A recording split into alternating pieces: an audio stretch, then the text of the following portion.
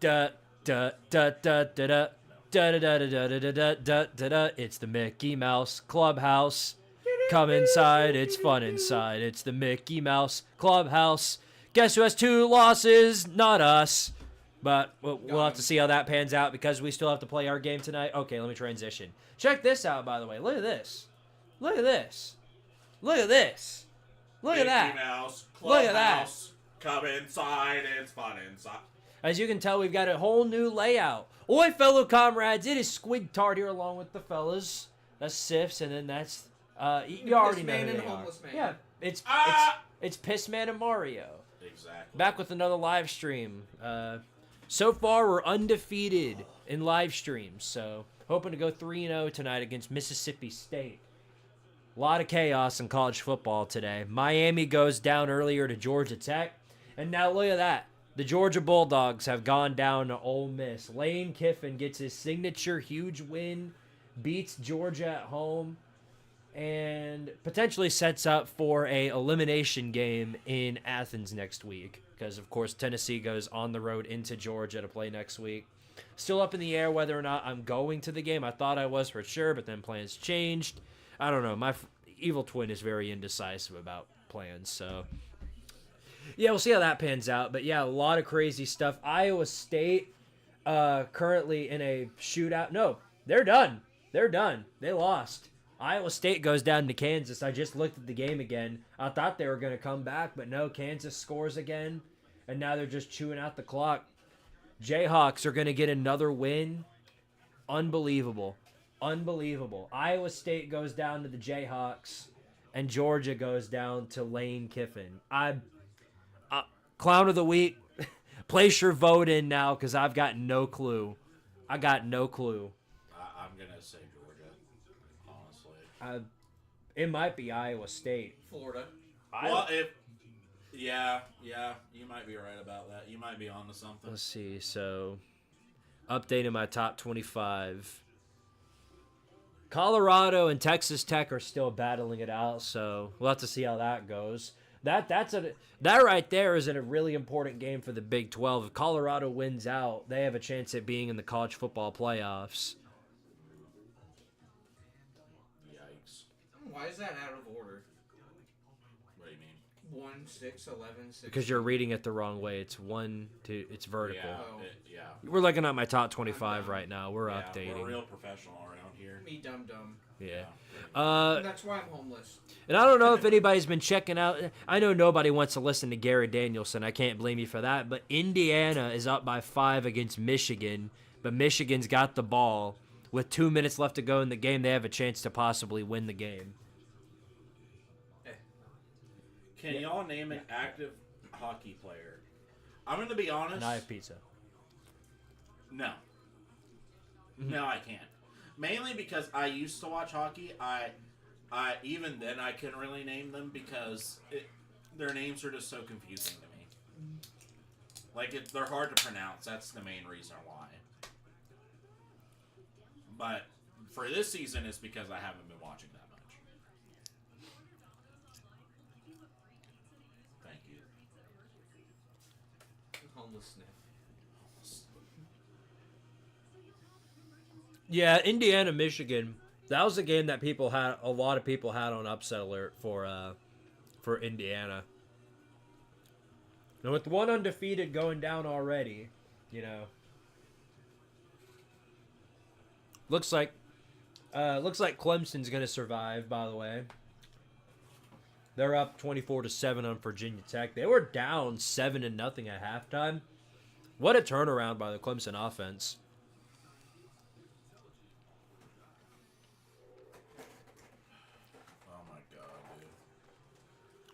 Yeah.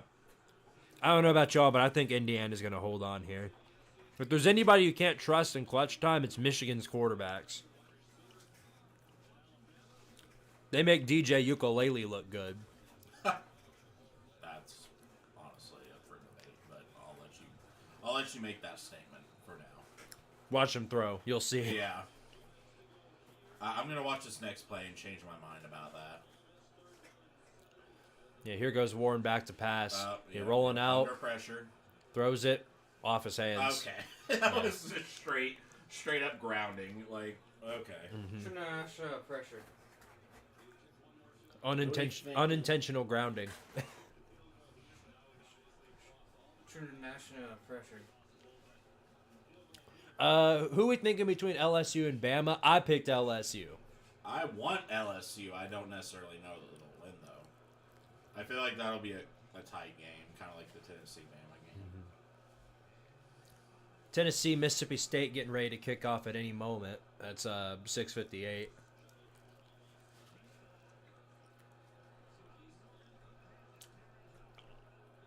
No PI on that throw. It's going to be 4th and 10 for Michigan.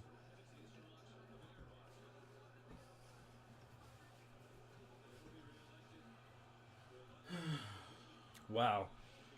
With how much crap people are giving Lane Kiffin for not ever being able to win the big ones, this is a huge win right here. This is a gigantic win.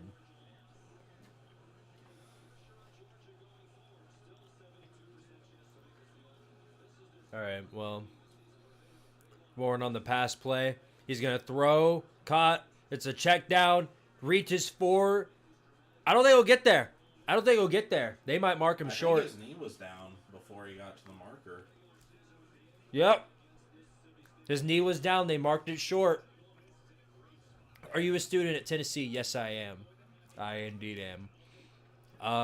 But yeah, no. Check this again. Yeah. Oh, yeah. No doubt. Way short. Yeah. So Indiana, by the skin of their teeth, is going to survive to advance to 10-0. I think. Aren't they 8-0? I think they're 8-0 right now. If they win this game, they'll be 9-0. Well, when they win this game. There is no if at this rate. Mm-hmm. Yeah. Unless they just somehow royally screw up. Yeah, unless they crystal it. Yeah. Oh, wait, no, they are 9-0 right now. So they will. You were right the first time. They will be 10-0. Yep, that's so. So, yep, Indiana is going to be 10-0. Oh, my gosh, guys. That game next week, Ohio State, Indiana, that will be a game. I'm so ready for that one. Now, Michigan does have all 3 timeouts. Oh, wait, you're right. Indiana might have to run the ball a bit here just to get the first down to make them waste their timeouts. If South Carolina wins, can you put their rooster sound over their bowl eligibility bit? Probably. Yeah. I could do that, yeah. Like your throat closes. It's like the condensation just bursts up all at once. Yeah. It's almost like acid reflux. Yeah. How do you like it there? I've been a Tennessee fan my whole the life. Well, if you like, the aesthetic feel of Tennessee, learning stuff, and if you hate money, you're all for it. And if you hate money. That's a good bit to add. But yeah, no, other than that, it's been a pretty fun time. The classes are great, most of them at least.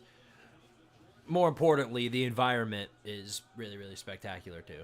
If you're going there for the environment and just the feel of the feel of the place, or if you're a party person.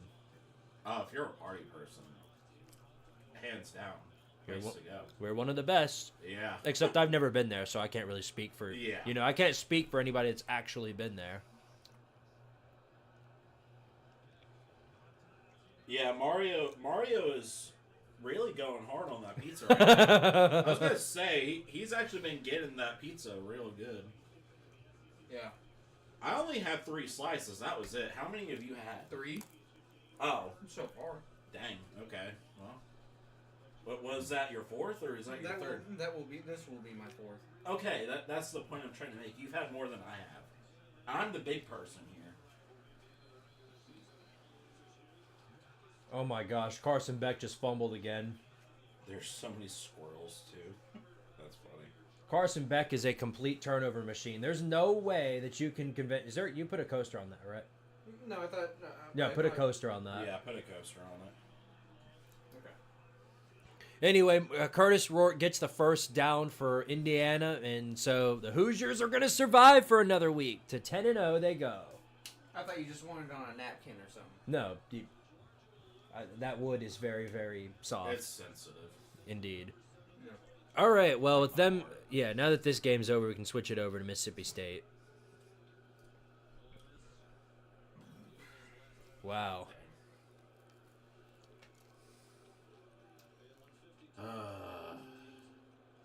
R.I.P. Virginia Tech, bro. Well, Oh, wait. Okay, well. At least they got another touchdown. At least they went down with some dignity. well, But they that's still going to went do down. it. Yep. Ole Miss going to take their final knee, and they're going to beat Georgia. This means from this point onward, Georgia's got to win out. They're going to have their back against the wall in Athens next week against Tennessee. And, the way things look, I wouldn't like Georgia's odds. They will be at home in a packed-out crowd. It's going to be huge. It's going to be loud, and they're going to do, their blackout gimmick. But it's going to be loud in there. It's not going to be an easy game for either team. You're not. No push-ups are going to be done on this stream. Not yet. Not yet. If we start getting super chats, then yeah, that's when I'll start doing push-ups. Yeah, he does them for he does one for every dollar. Right. In any live stream. Correct. Yes, Okay. correct. By the way, shout out to all my Patreon members. That link is in the description as well if you want to check out what we do on there. Oh yeah, you guys rock. Yeah. I'll be posting College Football Chaos on there a day early. You get the idea. Sound FX09, what's going on, buddy? Greetings from Braves County. Georgia losing to Ole Miss exposed an additional flaw in the dogs I don't think anyone knew. Bad offensive line of receivers that can't catch or hold on to the football. Yeah. Georgia, that's something they very much lacked. I've been saying it all season. They missed the hell out of Brock Bowers and Ladd McConkey. Both of those guys were like the go-to guys for Carson Beck. With them gone, there's no ace factor for Georgia. And because of that, Carson Beck is struggling. He can't hold on to the football, and he's throwing on average at least 1 or 2 interceptions every game. At least he didn't throw 3 this time. But no, the offensive line was terrible for Georgia tonight. They're getting all up in his face. They're going to have their backs against the wall against Tennessee next week, because if they lose to Tennessee, they're done. They're not making the playoffs. They're not putting in a 9-3 Georgia over like an 11-1 SMU or Indiana. It's just not happening. They're going to need every episode of Chaos to happen at once in order to make the playoffs. Are you guys going to show the game itself? They're storming the field. Oh. Yep. Oh. Oh, that makes sense. Ole Miss, this is their big win. Yeah. So down go the Dogs of Georgia. Oh boy, I'm gonna have again. They're my arch rival. I hate this team, and I hate that fan base more than anybody else on planet friggin' Earth. And as funny as it would be to make a video laughing at them, you already know we got to handle our business. So I can't say much. 24-16 Tennessee repeat from 2019. What? What are you talking about? Oh. Oh, there's our first super chat of the night. $5 super chat from Rainman998899. Let's get to volunteering with some push-ups. I agree. Well, let me finish this up first, and then I'll get to that. No, now. Do it while you're eating the pizza. No, you have to. You have to ask the pizzas in your mouth. You have to do it one-handed push-ups while you're eating. Dude, put the plate on the ground with the pizza and do push-up, and every time you go down, you have to take a bite. With my legs up in the air. Yeah, pretty much. No. Tennessee could beat Mississippi State by 900. We're still going to be the underdogs against Georgia. Nothing about this game is going to change that. We might, because right now they're favored by 8.5. That spread's going to go down to like 6.5 or something. Yeah, but they're still favored either way. But they're going to be the favorite no matter what. Because for whatever reason, whoever just absolutely loves Carson Beck at ESPN. Mm-hmm. Whoever makes the analytics.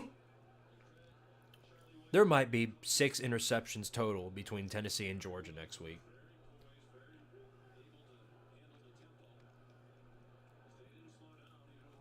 I'm waiting for this Clemson-Virginia Tech game to wrap up so that way we can turn it on the Mississippi State game. Someone asked, are you guys going to show the game itself, too? No. No. No.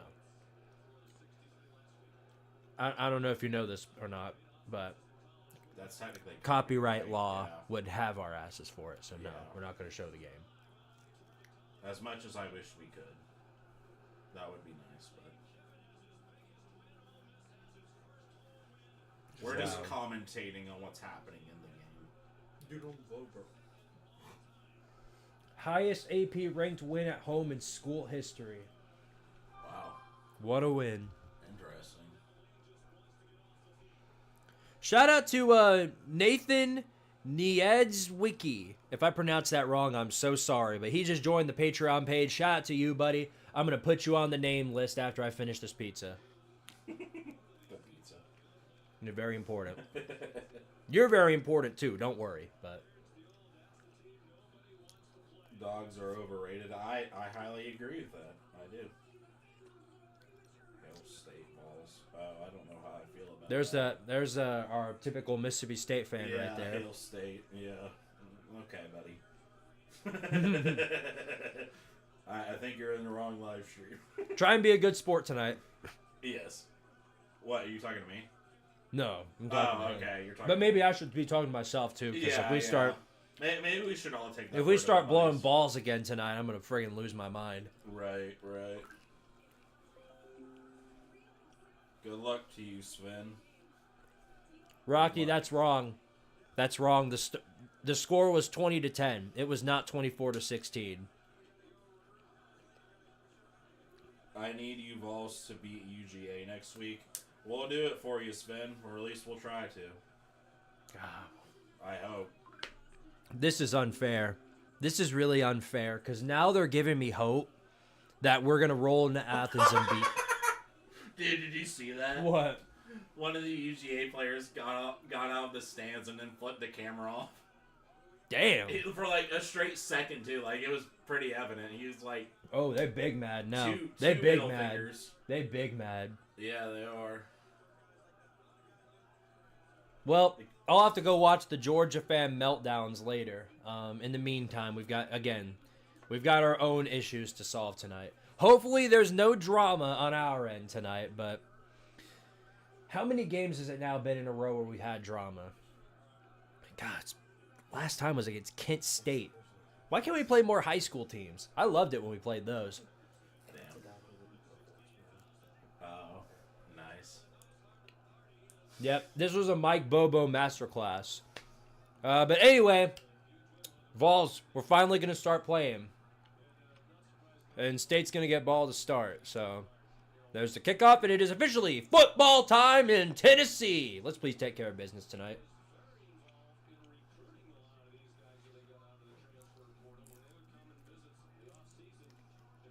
Wow. If the Vols do win tonight, we're going to be in the top 5 next week. They will likely move us ahead of both Miami and Georgia. Georgia for sure, because they've got 2 losses. Especially, we beat Alabama. They didn't.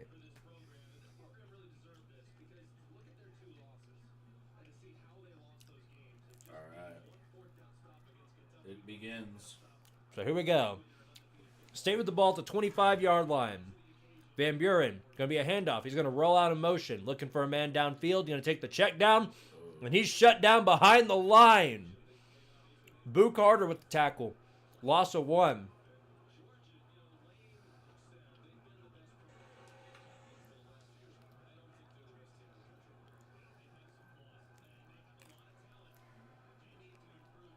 All right, here we go.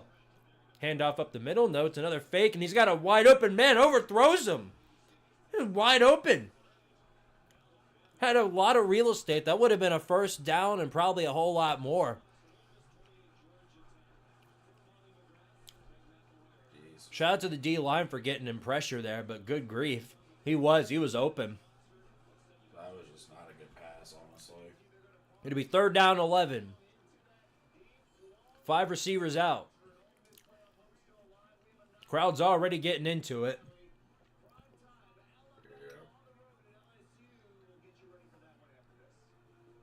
Here we go. Back in motion, Van Buren Looking for a throw. He's going to toss it and away into the grass. Incomplete. Tennessee 3 and out.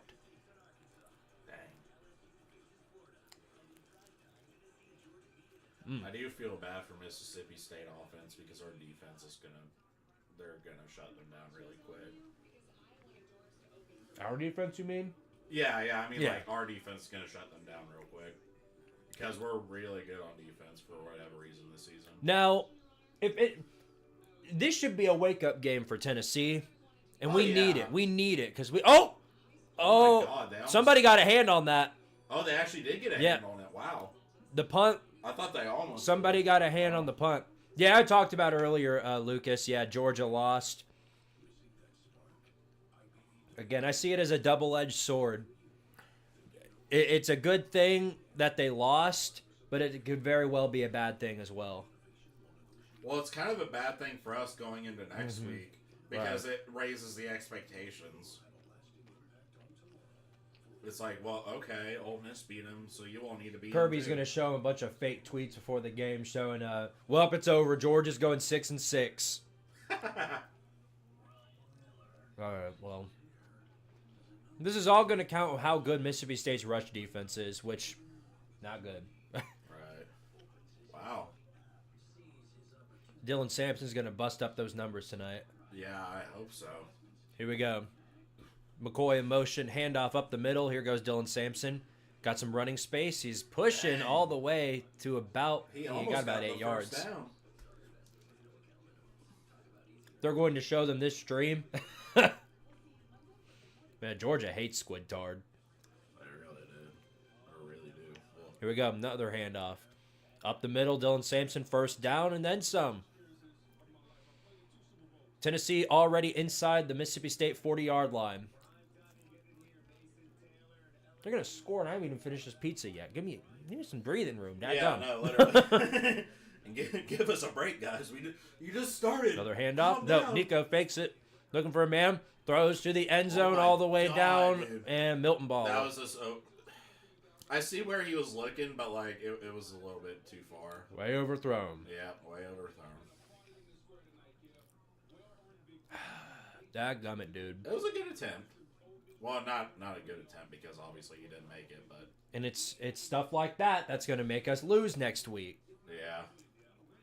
Well, okay, it's better that we get it out of our system now since we don't have a bye week and kind of learn from it and then go into next week and be like, okay, this is where we messed Samson up the middle again. Line completely closes on him almost instantly. He'll still get about 3 or 4 yards out of it, but it's going to be 3rd and 6. I'm eating popcorn and drinking iced tea for the game. Nice. Interesting meal. Yes, very interesting. Is it sweet tea or just regular iced tea? Maybe it's popcorn iced tea. Instead of ice, it's just popcorn. Yep. Well, here we go. 3rd down and 7. We'll see if Nico can complete the pass here. Handoff. No, they're going to run it up the middle again like a bunch of dummies. And, of course, they don't get it. Dang. Why would they do that on 3rd down? Great idea. Yeah. When you're 3rd and long. It's almost like you've done that already 17 times in this drive, and State knows that it's coming, and we're going for it. Okay. Tennessee's going for it here at the 31-yard line. They've got to get to the 28. Oh. I'll read that in just a second. 4th and 3, Nico back to pass, looking for a receiver. Oh, looks like somebody called a timeout, looks like. I'm reading. Sorry. Ah. So Tennessee takes a timeout. Interesting choice, considering this is the first quarter. Okay. So is he a VT fan? I'm both a UT fan and a VT fan. Because...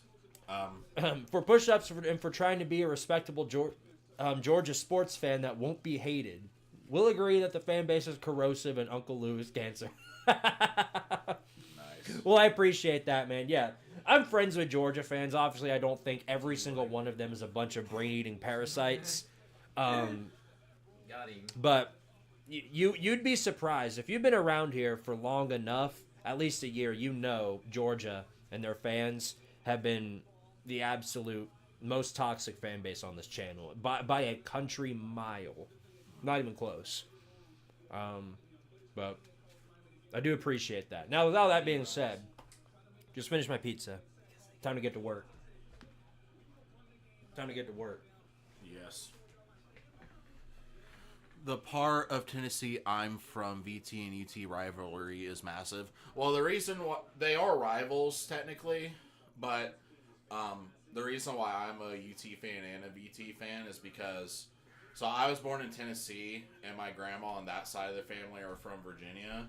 But then my dad, when him and my mom split apart, he moved to Virginia, and he became a VT fan. So I kind of like split between the two.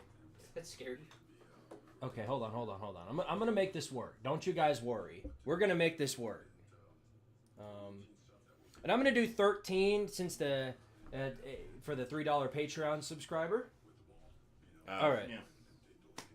Let's go. Y'all can see me? Perfect. All right, here we go. All right, great. Watch your foot. I see that. Yep.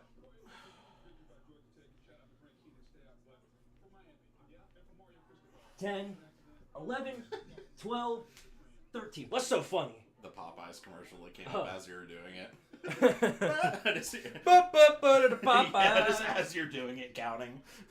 There's a trash can right there, if you want to throw that away. There's still pizza. Yeah, there's still Throw that away, slice. would you? Yeah, appreciate it. Here. Okay. I'll wait too. Thank you very much for the $5 super chat to both of y'all and the $3 Patreon subscriber.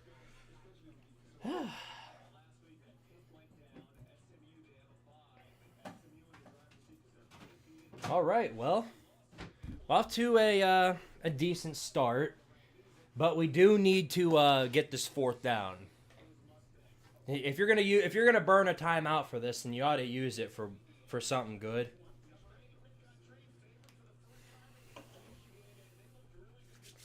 So is you playing it? Yeah, they've been playing. Where have you been looking? Yeah, where have you been? Oh no! Have you been in a different realm? Okay. What are you looking at? He's in the shadow room. Yeah. What's wrong with you? This is what happens when you don't watch the sports ball. I guess so. Okay, anyway, 4th and 3. They're blitzing. Got 4 receivers out. Nico, it's going to be a rollout. Tries to get it himself and still going. Jeez. I think That was the dumbest play call I've ever seen in my life. But just like that dumbass shovel pass, we somehow make it work. But they're probably going to come back anyway, so holding. yeah, it's a hold. Yeah. It's a hold or something. They'll find something, as they always do. Yep. For sure. Oh wait, no, he's right. It was on that TV. Yeah, I'm switching it though Or since wait, we have it no, on here. It wasn't. No, it is. It's on there. I just want to switch it. Okay. Okay, what's the flag? Yeah, that's what I thought. Somebody was pulling the runner forward, and that's what the penalty is. Mario, don't break the bet again. Luckily, this time, Squid has a new frame. Yeah. He got a new mattress and everything. It's a metal frame now. Yeah, this is. So, He ain't Besides breaking that. You that. broke the bed, not me. He ain't breaking that. how dare you? How dare you refer to the fact that I'm fat? Dang, you gonna take that? Because you're fat. That's fat phobic. Yeah. How dare you? I will not stand idly by and let you do this. All right, we'll leave it there. Let's leave it there. Okay, so Let's leave it there. looks like they're still gonna give the ball to Tennessee. I don't know what they're doing. Wait, what? What is going on? I don't know. This happens every game, I swear. Every single game, the refs What? make a penalty They call, just and then laid they it on stand the ground. around for 10 minutes waiting for something to happen. So now it's 4th and 4. Okay, so never mind. It's not first down. It's 4th down. Even Josh Heupel's confused. Like, Heupel needs to get vocal on these dumbasses. I don't know. Every single game, it's the same exact problem. They stand around for 10 minutes at a time doing the most random shit imaginable. Why? What are they talking about? The refs are coming up to Josh Heupel to announce that our Lord and Savior Patrick Mahomes declared that Mississippi State won the game. I guess so. It might be time to start drinking already. Actually, no, not Mississippi State. He's going to announce the Kansas City Chiefs have taken over. Maryland leading Oregon upset alert. Enjoy that while you can. It's about to disappear. Curious question. How much should we all laugh at the Irish if they somehow lose to Florida State? They might be clown of the freaking season if they lose that game. But, all right, well, Heupel's bringing out his big set of balls again. It's 4th and 4, and he's going for it. He will still somehow, it is Mario after all, referring to him breaking your bed. Yeah. He'll just Okay. do that. Never mind, it's not 4th and 4. Maybe they changed their mind. Now they're pulling it back. Now, okay, never mind. Now it's 4th and 6. Yes, the refs decided immediately that they wanted to go through with that. All right, well, we're going for it again still. Here we go. Nico, back to pass. They're bringing the pressure. He throws to an open receiver who catches it in the end zone. Squirrel White, touchdown, Tennessee. That has to be like the strangest string of events I've seen so far. I'm not sure what in the hell that was, but it paid off for us. Okay, thanks for that, but yep. Yeah. Anyway, elite throw, great catch, perfectly executed. So there you go. After a bunch of angry bantering from Josh Heupel and the refs. Yeah, well, after 10 minutes of lollygagging from the refs, pretty much, that's what I'm saying. and the extra point's good, so, yep. A bunch of bantering. That's the only time I'll use lollygagging in a sentence here. I might use it in College Football Chaos script now. Yeah. Sometimes I like to rip in some of my... Try to rip in a bit of culture. I don't know if you guys picked up the quintessential quintuplets reference I put in the last one. I tend to just kind of sneak those in because it's fun for me. I'm the one editing all of that, and it takes a lot of time, so... But yeah, no, anyway, perfectly executed pass by Nico. Great job. All the offensive linemen did their blocks. This is what I'm saying.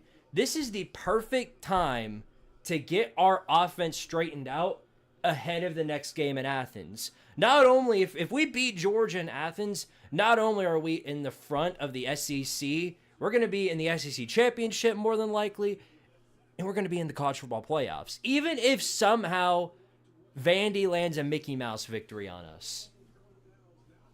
So, you never know. Y'all dooming yet? No. No dooming around here. We're up 7-0. The offense scored a touchdown in the first quarter. When does that happen? That hasn't happened in like 17 games. You're actually right. It has been a while since we scored in the first quarter. Yep. I'm also sad that my Hokies lost. Yeah, I thought they were going to hold on against Clemson. I was hoping. Maybe the coach had a talking to the players, and now they're actually playing well. You mean in Tennessee game? Yeah. Yeah. Got any other great news, Booker McFarland? Yeah. Maybe, perhaps. Now, if Mississippi State were to throw this pass in front of the line of scrimmage, that would be a first down.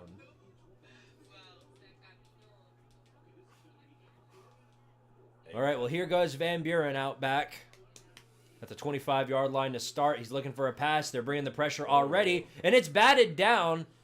He tried to throw a quick pass, but a guy was there to knock it away. So it's 2nd and 10. Have you played Shadow Generations yet? Once I get the money for it, I absolutely will. But right now I'm holding off on that. But eventually, I will give that a go. All right. Here we go. 2nd down and 10.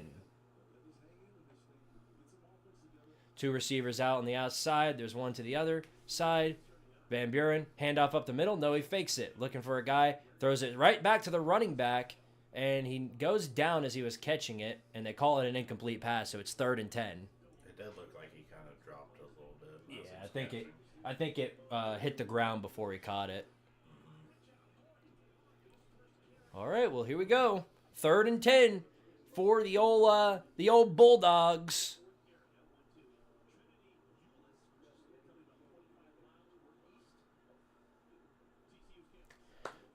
Oh, that crowd's getting loud. Love to see it. Love to see it. These 7:30 games are getting ready to start. I'm going to switch this up so I can see all the bigger games down the line. Oh, yep, they're holding off. Your controller batteries are low. Yeah, it's been saying that for all day long. I don't care. Yeah. Looks like they're going to review. They're going to review to see if you caught it. So it'll either be third and 4 or 3rd and 10. Honestly, Vanderbilt is a team you just cannot underestimate this season. Sure, they got bullied by South Carolina, but they haven't been bowl eligible since 2018. Also, South Carolina is not a bad team. Their record says very little about how good they actually are. I mean, they played both Alabama and LSU all the way down to the wire. You know, they very well could have won that game with one really good play happening in their favor. So, Sven, I do appreciate you updating us on the game, but I do have a TV right here. I do appreciate that, though. Thank you for your participation. He's pulling the Jared. Jared in our Discord server, the Vandy fan, every time Vandy scores or gets a first down, he's in the Discord. First down Vanderbilt. Big run by our running back. We've got TVs! Vandy can beat you. Yes, I absolutely do know Vandy can beat us. Vandy can beat anybody in the country, including Oregon with how well they're playing. What is your opinion on Rocky Top, as I know it's damn near the national anthem of UT? It'll always be home sweet home to me. Yeah, sure. Yeah, it's not even our official fight song though. Somehow most Tennessee fans don't know that. Really? No, it's not. It's not our fight song. It's I think Down the Field is what it's called. Oh wait. Yeah. Yeah. No. I do remember hearing that, which I was kind of surprised too when I learned that. Mm-hmm.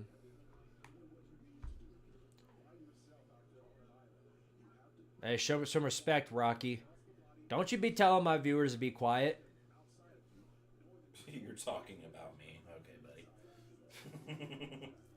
But I expect a 20-point win with that D-line for Tennessee. Yeah, Diego Pavia, the only way they're going to be able to win that game, I think, is if Diego Pavia is able to somehow get some scores on Tennessee. Vandy just does not have the defensive personnel to do that type of thing against... Like Arkansas could have done that because Arkansas's got a really good defensive line.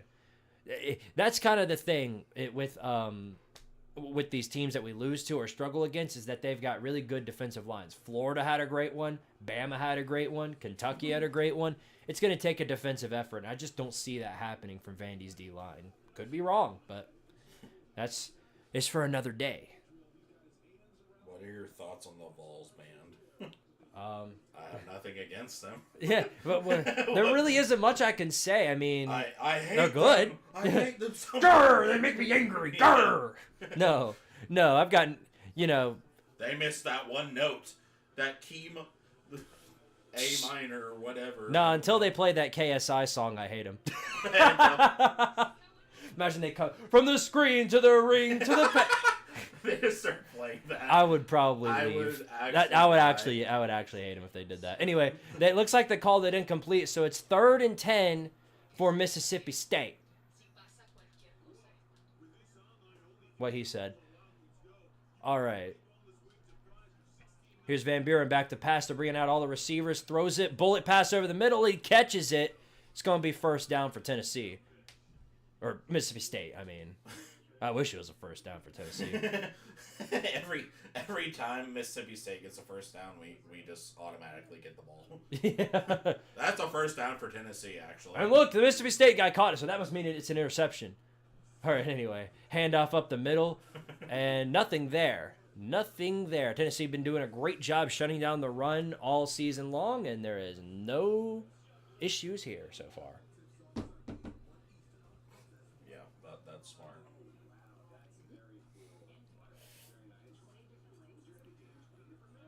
All right. Handoff up the middle again. No, it's an outside run. Breaks through the first guy. And they're able to get quite a bit of yardage out of that. It's going to be 3rd and 1. Wolverine, Lucas. Stop it. Stop it, Lucas. Stop Chill, it. 3rd and 2 for Mississippi State. That was just pure break. 3 receivers out.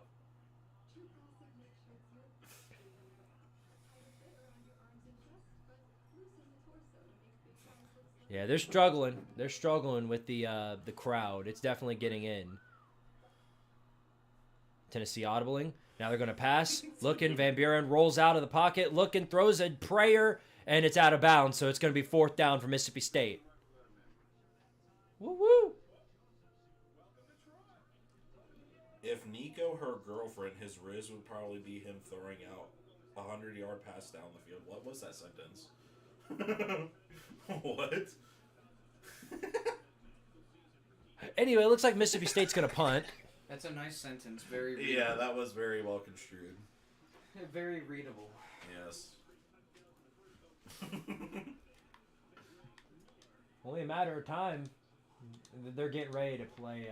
They're getting ready to start this LSU game, so I'm going to try and turn to that. Okay. So there's the punt. We're going to take it. Screen? He's actually rolling out and taking this. Still running. Oh. Big run right here. Big return. How about that? How about that? Decided to sit on my phone. I was sitting right next to it because I knew it was there. Oh, okay. You could have just told me, like, hey, I'm sitting here. Can you move your phone? Or I could have like not done that, like what I did. Okay. Do. Yeah. Why do you not like pepperoni? Pepperoni's okay, but it adds way too much salt to the flavor of the pizza. Oh, yeah. Pizza tastes way too salty with this. I guess the pepperoni's just too salty. How difficult is it to get into the Tennessee games as students? Well, I've yet to get into one. So there's your story. It gets harder every year, though. I'll explain in more detail after this play. 1st and 10 for Tennessee at the 35-yard line. Handoff by Dylan Samson. And he'll get about 5 yards out of it, so it'll be at the 40. But, yeah, no. I make jokes about the talent fee, but that doesn't help anybody either.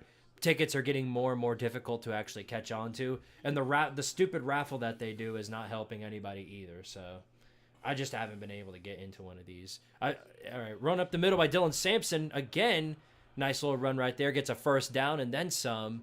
He'll be at the 50-yard line. Tennessee bringing out that tempo offense. I barely have any time to speak. You really have to plan in advance if you're going to buy tickets to a UT game now. Exactly. Here's a pass play by Nico. Rolling out of the pocket. Looks like he's going to take it himself. And he'll get 10 yards and a little bit more out of it. So now Tennessee's driving. They're having all sorts of great time. The run doing game is so. actually going pretty hard right now. All right, well, here we go. 1st and 10. We'll turn this down a bit. Oh, yeah. Okay. Pass play. Quick screen over to Squirrel White. And Squirrel is going to get about 8 yards out of that. Tennessee, the tempo is running really, really well for the Vols right now. So you seem to be getting a really good stride going. Going to be a handoff up the middle. No, it's another screen. You just did that, but Brew McCoy's going to get about 4 yards out of it. So they'll be in State's 25-yard line. Okay, look, I get the screen in that situation, but you just ran that. Like, come on. Come on, you're not going to be able... It concerns me with the screens every single time because all it takes is one corner to read that, and it's GG's.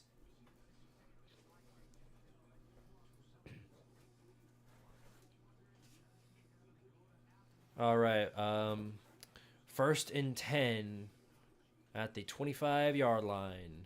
Handoff up the middle for Dylan Samson, and he'll get another 6-7 yard gain. Tennessee is pretty much doing whatever they want to, running the ball, and Mississippi State can't stop it. We're literally just sending Samson up the middle, and no matter what they do, they can't stop it.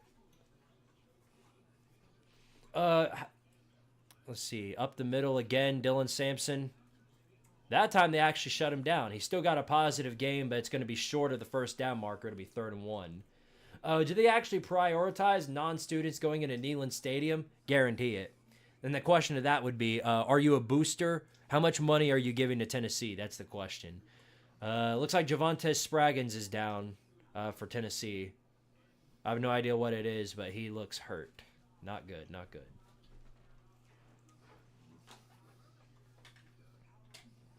Now, Tennessee's the only team in the country that can play a high school team, and their tickets would still cost over $70. It almost seems like a scam.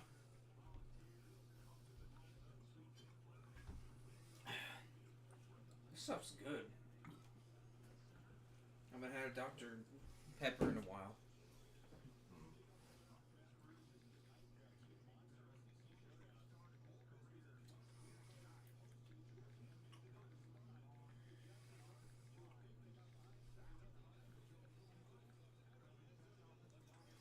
All right. 3rd and 1 for Tennessee. If I'm Tennessee, I'm literally just sending Samson up the middle like they've been doing all game long. Just thinking of the Georgia Bobo offense versus Tennessee screen offense. It's like ice cream and cake. Up the middle. Yep, Samson gets the first down. So it'll be 1st and 10 at the 12-yard line. So do you want what? do these cups go in the trash can or? Yeah. Okay, I didn't know. Garbage. Your Yeah, no, family you're good. Saved them or whatever. Nico shoots to the end zone, incomplete. Looked like there was a lot of I don't know about that one. Looks like there was a lot of he had his hands on him. Yeah, that's a lot of contact. that seems like that should be a PI. Hello? Anyone home? Nope. Of course not. I guess the refs just hate Tennessee. No, obviously not. No. Here's Samson up the middle. Got some blocks. And he'll get about... Oh, God, he fumbled. State's got it. Yep. He fumbled the ball. Mississippi State recovers inside the 10-yard line. Yikes. So this is just... That's can we go one game without fumbling the ball? Why, man? I guarantee you if we had a... Oh, he's mad. Yeah, dude. Samson's pissed. I don't blame him. Yeah. Up the middle. Yep. Coughed up right out of his hands. Dude. He's mad because he knows that's on him, too. I mean... He had the ball. Yeah. No point pouring on the frustrations, but, like, dude. Like, how many games are you going to fumble the ball in prime field position like this, man? Well, State's going to be deep in their own territory, though. They're at their own 8-yard line, so it's not the worst thing ever. They've got a lot to go. Quick screen right there. Tennessee almost read that, but thankfully a guy catches it, and it's going to be 2nd down at about 8. That could have been very, very bad.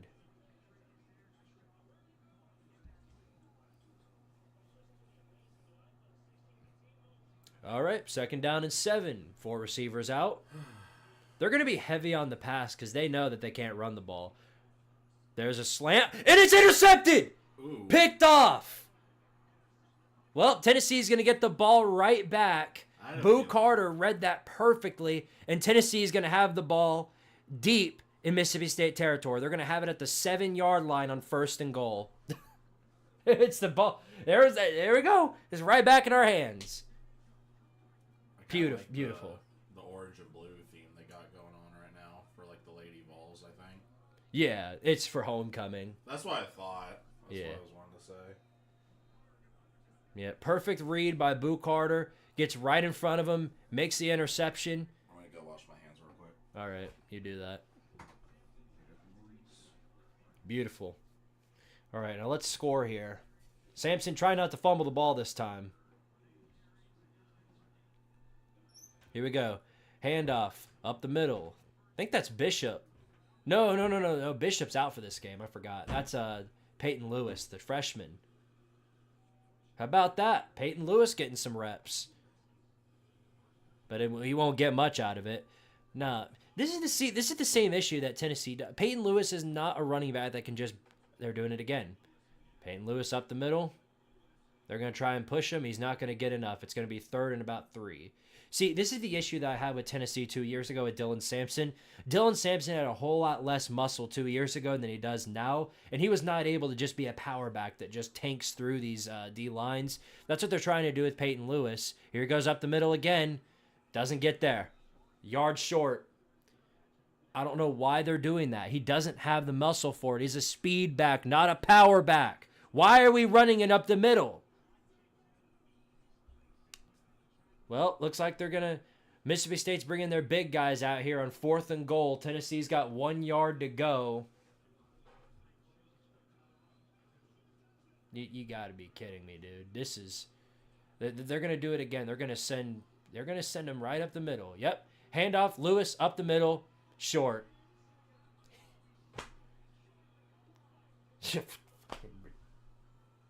This is why I don't think we're beating Georgia next week. This is why. This is why. That's the most James Franklin-ass play calling I've ever seen in my whole frigging life. Turn the damn ball over again. Did we actually? Yeah.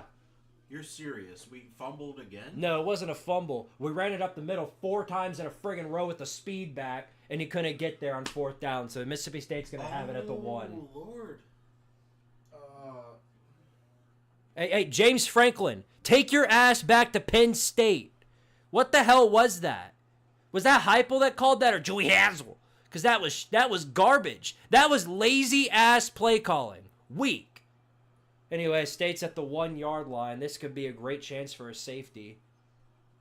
I don't get it, man. You got 4 opportunities deep in your 1st and goal, and I don't understand. I'm not sure what that was. Looked like it could have been a false start. Yeah, I think. No, it's a delay of game of Mississippi State.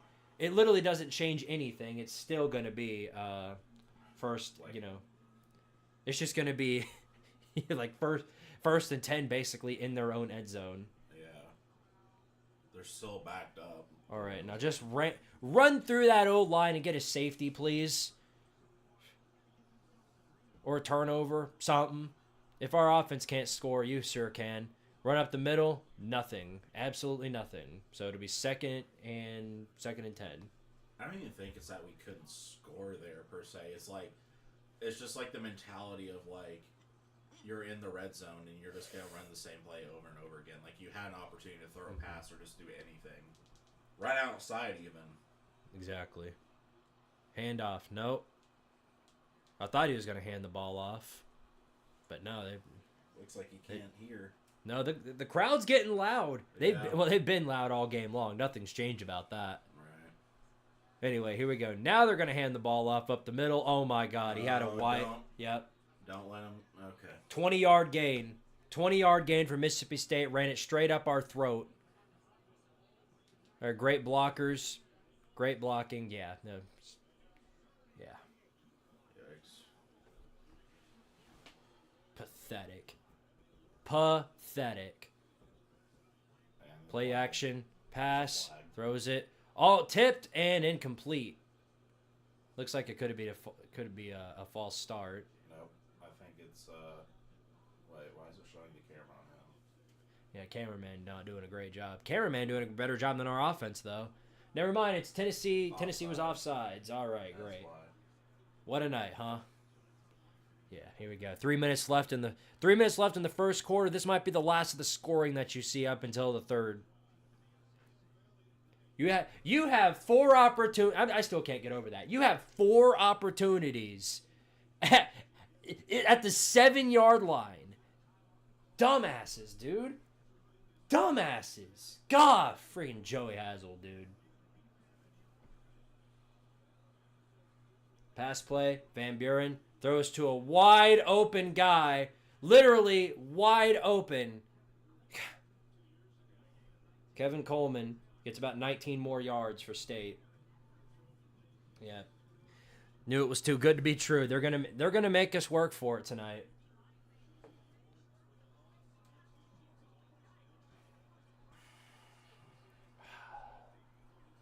Handoff up the middle. That time we shut him down way behind the line. It's about a 3-yard loss. God, I'm still so mad about that. It absolutely should be 14-0. If we didn't have the most James Franklin ass play calling, that would have been it would be 14-0 right now. Here we go. 3 receivers out.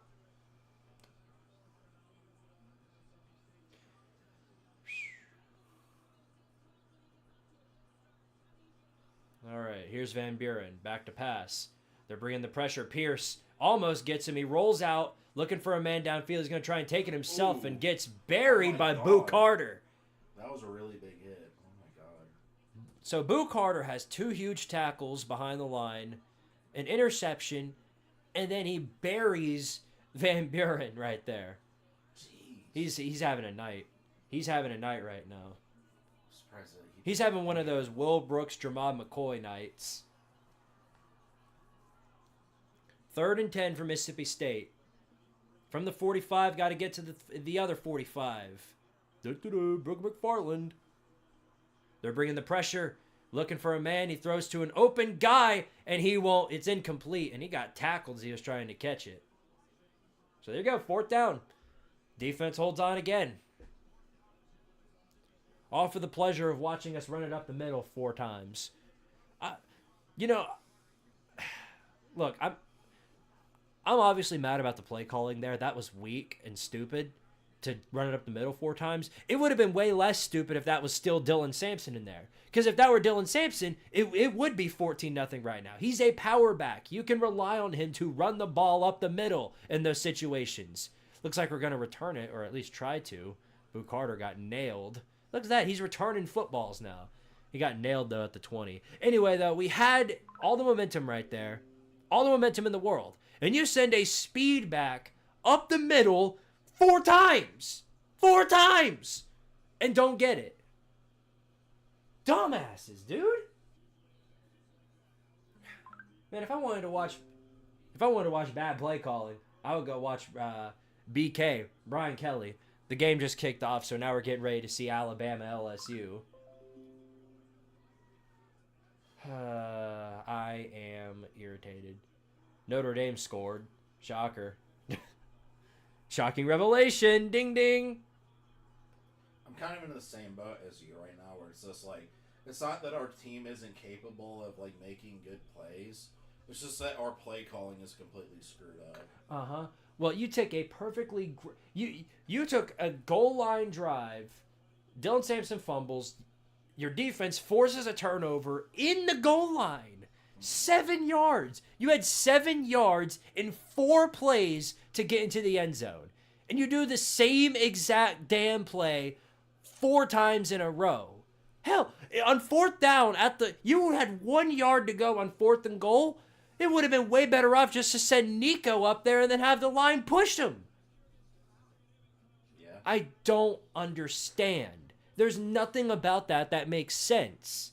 Nothing about it at all. And it's situations like that are going... Even, like, we could win this game by 100 points. But in situations like that against Georgia next week, we do that shit, we're losing. We're losing. That's why I said earlier, I'm kind of glad that we don't have a bye week, so we can kind of just get this out of our system this week and then go into the next week playing Georgia. So we can kind of get like an idea of what we need to fix beforehand. Yeah, something tells me it's not going to be like that. It's going to be another dogfight, it looks like. Probably. I'm tired. I'm so damn tired of this offense and the play calling. I thought we had that fixed last week against Kentucky. That, our wide receivers can catch now, our O-line can block. But we still got a dumb shit for an offensive coordinator, because that was the dumbest thing I've ever seen in my life. Do you want to know who I'm really mad for? The entire defensive line. Because they have to constantly be on the field because our offense just gets 3 and out so often. Mm-hmm. Because we run up the middle, throw the bubble screen or whatever, and then just... it's... Well, we've had 3 offensive drives, and none of them have been 3 and out. The first one was a touchdown. Right. The second one was, of course, the fumble by Dylan Sampson, and then the third one was that goofy Well, I'm just saying, like, Yeah. in general this season. Like, that, it's been the narrative, like, we just go 3 and out, and we can't score in, like, the first half. Now, or we score once, and it just isn't worth it. Now, in fairness, before that was more. That was a lot less on play calling and more on Nico just really, really struggling. But yes, no, the play calling was still really bad back then. Yeah. Peyton Lewis is a speed back. If you're gonna run it up the middle, don't do it every time. State's gonna see it coming. I don't care if it's UTEP's D line. You do it 15 times in a row, and they'll probably find out if you're doing it on the 15th time. Did y'all know Ryan Williams is 17? No way. They're driving on a. And hold on, roll out by Nico. He's gonna throw, lob it incomplete. Oh my god! I thought that was about to be an interception. No, it wasn't going to be a pick, but it was broken up. Looked like. All I saw from my angle was just the defender and the ball heading straight towards him. Looked like there was quite a bit of contact there too, but it's not my jurisdiction to say. Yeah. 2nd and 10 now for Tennessee. They're at the 20-yard line. Here goes Samson up the middle, and that time they just completely destroy him. Nothing there. Not a thing. So it's 3rd and 10. Looks like you were right, though. It's going to be... It looks like this is now we're about to go 3 and out, it looks like.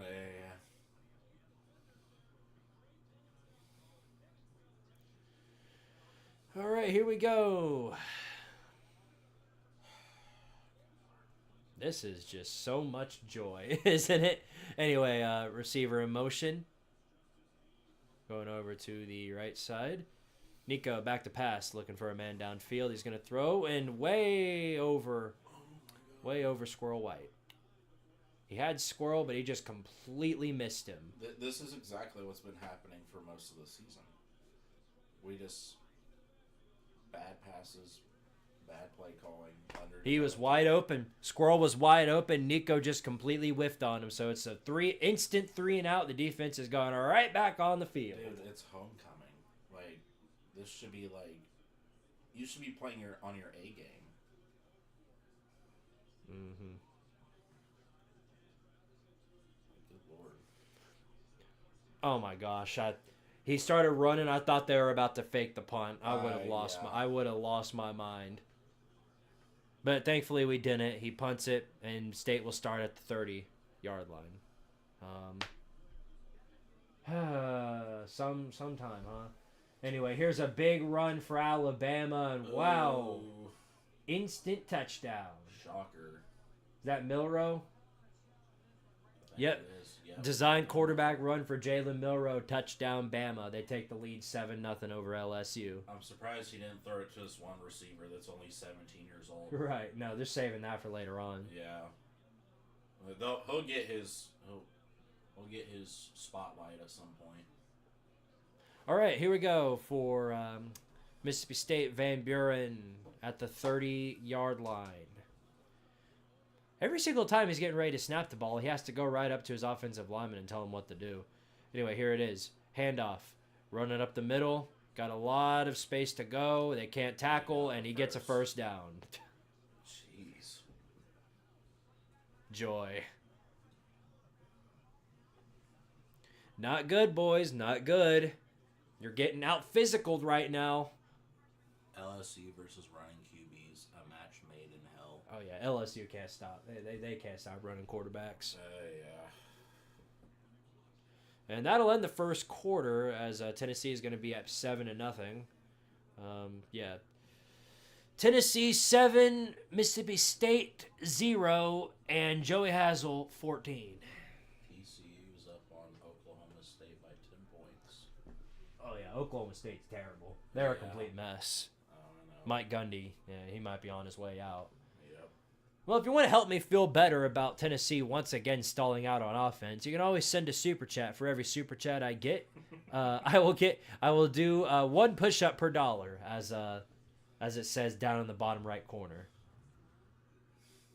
Congrats to all the Ole Miss fans. Yeah, no, they got a big win tonight. I want a new quarterback at Georgia. Beck is not the same as last year. Well, I'm just telling you, y'all are missing Brock Bowers and Lad McConkey. Those are his two go-to guys. He doesn't have a guy. He doesn't have an ace factor like he had the last season. Well, I just think that kind of shows how poor of a quarterback he is. Like, if you're not going to force a play, like, lead your team and, like, develop with them and, like, adapt to a different, like, roster, then that just shows, like, you're not able to make plays. Like, I don't know.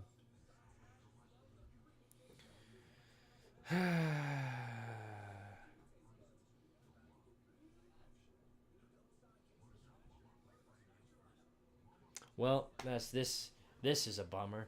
Have they been running up the middle 30 times again? No, Nico just missed a few wide open receivers. You know. I'm using up my tuition money to watch Nico overthrow receivers, so that's just joy. Well, actually, they have been running it up the middle 30 times because that drive that we were in the red zone and we just ran it up the middle 4 times. Okay, thanks, Sven. You didn't have to tell me that. You...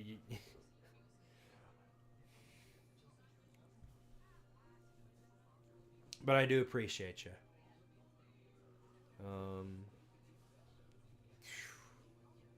Goodness. Goodness is the right word to use. Yes. What's going on? Deadpool. Oh. It's coming on Disney Plus now. November 12th. I'm excited, dude. I'm going to watch that immediately. The day that it comes out.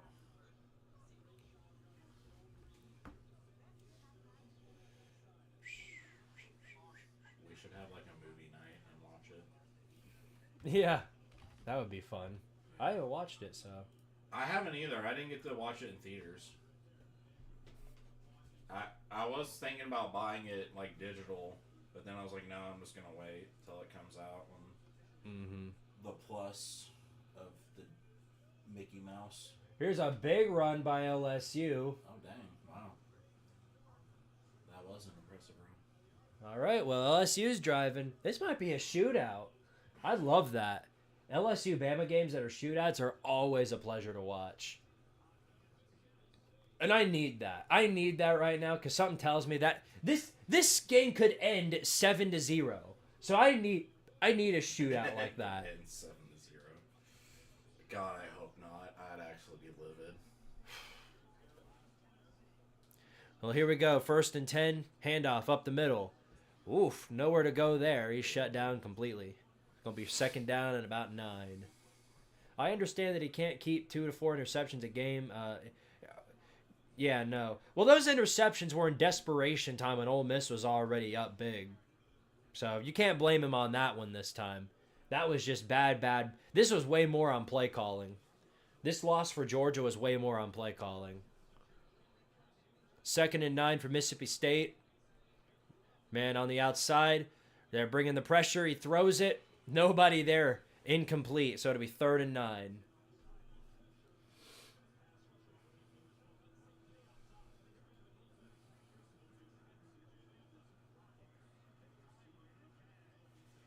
All right, well, another 3 and out would be preferable here. Oh my God, here. LSU. Oh, another huge catch for the Tigers. They're going to be in the goal line here. Could potentially tie it. 3rd and 9 for State. Dang. They're packed up. No, that was a run. He just ran that up. Wow, huge run. Okay, that was a run for LSU. Sorry, I'm half paying attention to that. Here's a pass play. Van Buren looking for a man. They're bringing the pressure. He's trying to run away. Somehow gets out of there. And he runs, gets the freaking 1st down. Where was the spy? How did y'all let that one go? Ridiculous. Hopefully this flag reverses it. That would be preferable. Okay, it was holding. It's a hold. So it's coming back. Thank goodness. That was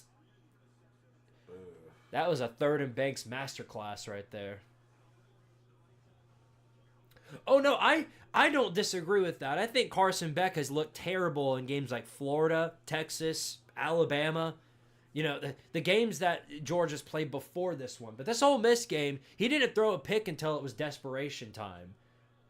So that can't be entirely on him. The fumbles definitely screwed him over, so you can blame him on that. But I think that was way more on Georgia's play calling. Anyway, 3rd and 19 for Mississippi State. Van Buren back to pass, looking for a receiver. Bullet pass over the middle. Block! Oh my gosh, it was tipped. And he almost caught it. It tipped and fell right into the State receiver's hands, but he dropped it. Wow, that could have been very bad. Yeah, I don't think that Carson Beck really... He didn't play amazing this Ole Miss game, obviously, because they would have won if he did. But, like, I don't know. I don't think we can necessarily blame him this time. Other games we definitely can, though, for throwing, like, 4 picks a game. Mm-hmm. Well, here's another punt. Looks like we're going to return this one, too. Here goes Boo Carter. And they're going to take him down after about a 7-yard gain, so it'll be at the 27-yard line. Well, there's another stop for Tennessee. The defense been doing what they usually do. Nobody can score. I still find it unbelievable that somebody predicted Mississippi State to put up more than 20 points on this team. Nobody scored more than 19. All right.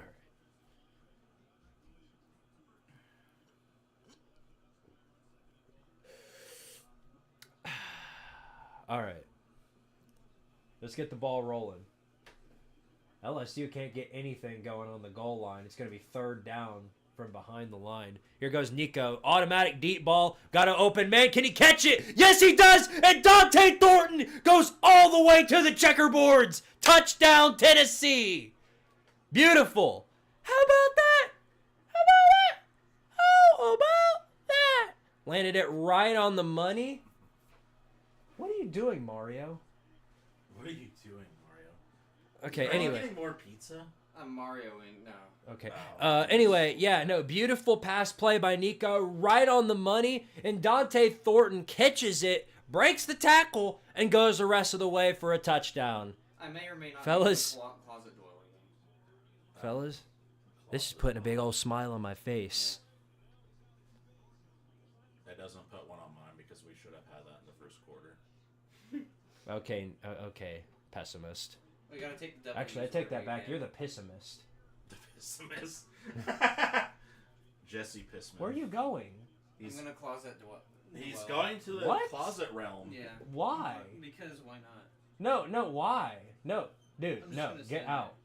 Get what? I'm just gonna stand here. No. He just wants to stand and watch. Why do you want to stand in my He's closet? celebrating. This is my way of celebrating by visiting the closet room. Yeah. He's going to talk to his friends. Yeah. His imaginary friends. Okay, whatever. Anyway. Oh, you're okay. Okay. This is my celebration. No, dude, get out.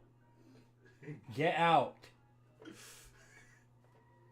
So it's a yes or a no? No, get out. Okay. Stop giving him mixed vibes, dude. Yeah, exactly. Okay, no longer any more mixed signals. Get out. There you go. Get out. You know what? How about this? Where are they at?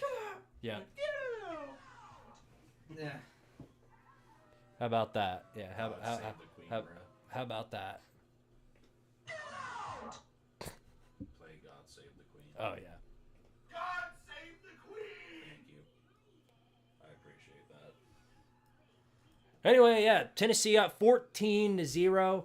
Looks like many of our offensive struggles are finally coming to an end against an SEC opponent, no less, because every SEC game that we've played has been a never-ending struggle. Okay, this might be copium, but a good chunk of Beck's interceptions have been off tips or other weird plays. It's not like he's been absolutely terrible, but I think he's taken a step back from where he was last year. I think Georgia fans have become so used to what he was last season because he had guys like, Ladd McConkey, Brock Bowers. He had guys like that who were able to, catch whatever he threw in their direction. You throw a pass in Brock Bowers' general vicinity, and he was catching it and breaking a tackle for a 30-yard gain no matter what. So without guys like that, it's been difficult to find an ace factor or receiver number one for Carson Beck to throw to. and he hasn't had that, as you obviously have seen. I feel like it's that and a mix of him trying to force plays. Here's the thing, if this game were in Neyland Stadium next week, I would pick Tennessee right now. I'll tell you right now, Tennessee's beating Georgia. It's in Athens. It's going to be at night in a packed out crowd. I don't like our odds. I'm not saying it's impossible, but after, Josh Heupel is 0-3 against Georgia. Kirby Smart is 17, 18, 19, 20, 21, 22, 23, 1-7 or 7-1. Kirby Smart is 7-1 against Tennessee. So it's one of those things where I just have to see it to believe it. It's what I called it at the start of the season, and I'll stick by that. But we'll see. We shall see. Crazier things have happened. I'll say that much. Ben.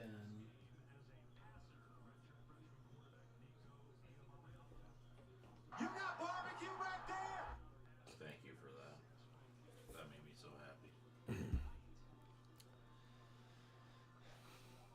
Lucas, if if you keep saying that, sooner or later they're gonna change that to the Tennessee anthem. They're gonna play that. That's gonna be the new fourth quarter song. And we're going to be in the fourth quarter for Tennessee. From the screen to the ring to the bend of the kick. And it's just the worst unimaginable song of all time. I would actually, I wouldn't know what to do. Looks like LSU settled for the field goal. I'd become a Gators fan just to spite Tennessee. Yep. Louisiana Lafayette, the Raging Cajuns are at 55-12 on the Fighting Butch Jones. Van Buren, all right, let's see what they do here. Handoff, no, it's a screen. And they bring him down instantly, a loss of 5 yards. Wow, beautiful. That play had no chance. The blocking on that was horrific.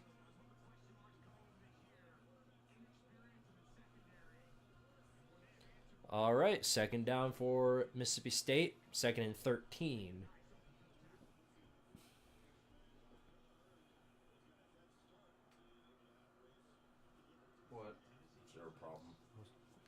Nothing. Okay, see, somebody's touching my chair. Oh, that was me. I had my foot on Oh, okay. I had my foot on the Okay. Handoff up the middle, and he tried to break through, almost did, but luckily we got him. It's going to be 3rd down and about 9. To the shock of nobody, by the way, Oklahoma-Missouri is a tie ball game set at 0-0. It might stay that way all game long. They might go to overtime 0-0. They might keep it that way. 3rd and 8 for Mississippi State. Get it? Because it rhymes. Ha! All right, anyway. Got him. All right, 3 receivers out. Van Buren looking back. And he's going to throw a slant over the middle. Oh, we almost got it, but it's complete. 2 guys were right there. Tried to go for the pick, but they missed it. And State is going to get a 1st down. Not much we could have done about that. It was a great pass by Van Buren. It's sort of just one of those things. 4 receivers out. Van Buren. Handoff. On the outside. Nothing gives right there. About a loss of 1. Other than a couple of, a handful of plays, Tennessee has had no trouble shutting down the run tonight.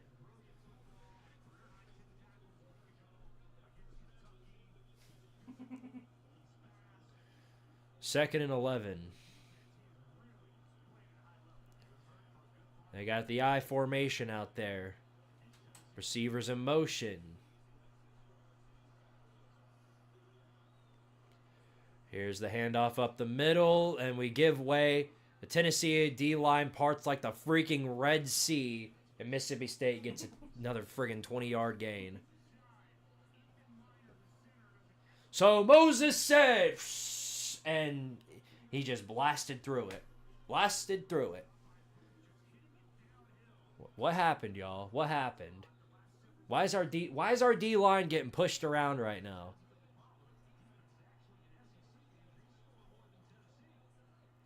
Here we go, man in motion for State.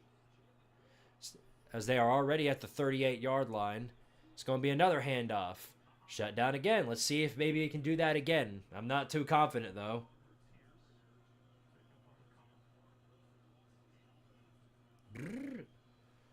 Oh, Crap. Pierce is down. James Pierce is down. Oh, no. That's the last guy we need to go down. He's got an ouchie. Any injury is bad, but to have Pierce go down is a huge, huge loss to this defensive line. Crap, dude. Not good. Not good at all, boys. It's all good, though. It's all good, though. We're going to be fine.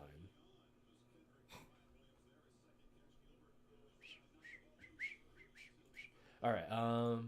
Because as you know, I am a Tennessee fan, and I'm really nervous about the Georgia game because we have not been in Georgia since 20... What? We went to Georgia in 2022. What are you talking about?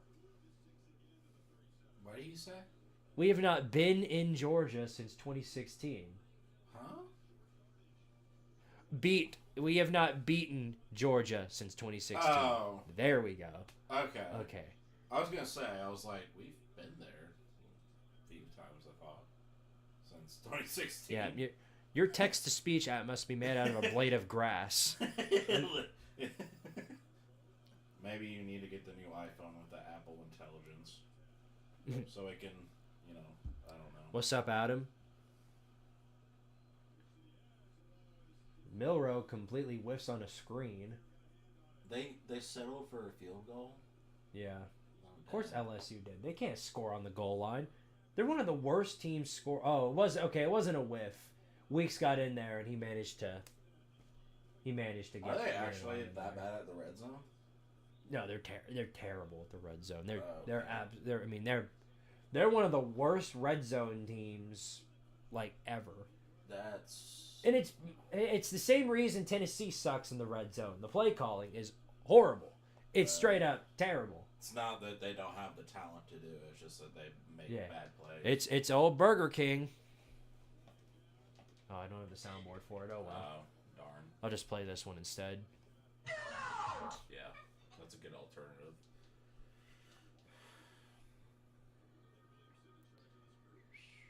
Come on, Oregon. You should be blowing them out. They will.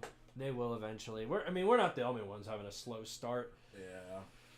Notre Dame's only up on Florida State 7-3, so It kind of gives me a bit of comfort to see number 1 Oregon only up 14-3 against, who was that? Maryland? yeah. Yeah. And that's October, Mike Loxley, or November. That's even worse. Yeah. Looks like Pierce is okay, so take a fresh breath of air with that knowledge. Or something, I don't know. Yeah. Hey, you want to turn on that fan? I was thinking about that earlier. Yeah. How do you... Where's the switch for it? Don't worry, I got it. Okay. Why did I sound like a smoker when I said, "Oh, don't worry, I got it"? Don't worry, I got it. Don't worry, I got it, guys. I got it. Billy Napier. By the way, did y'all know they gave him an extension for getting his back blown out by Texas? Yeah. Florida's football program is in absolute shambles. Billy Napier. At least we get to hear more of that. Yep. Handoff. Up the middle. That time we shut him down again. It's going to be behind the line. Oh my god. And they're still pushing him. They pushed him way out. Good lord. Yeah, no, you don't try that against Tennessee's defense. Yeah, that literally that's exactly what they did right there.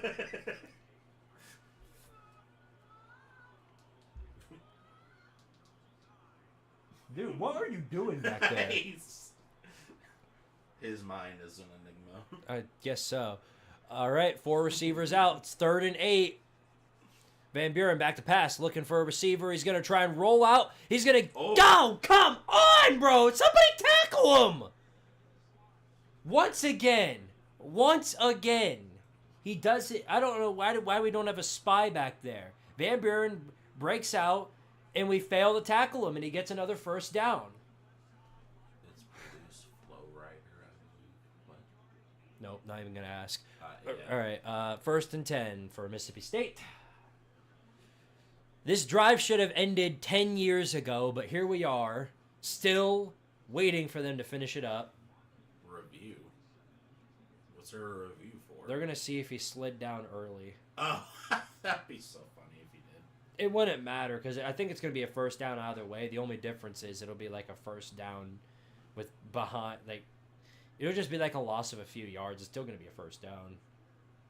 Why did they even bother reviewing it then? Because to waste time and potentially add more commercials. Because our Lord and Savior Patrick Mahomes. No, if this were Patrick Mahomes, they would have just given him the touchdown. No, if it was Patrick Mahomes, the Chiefs would just be in on We would have already lost. Yeah. Well, y'all would have already been home. Yeah.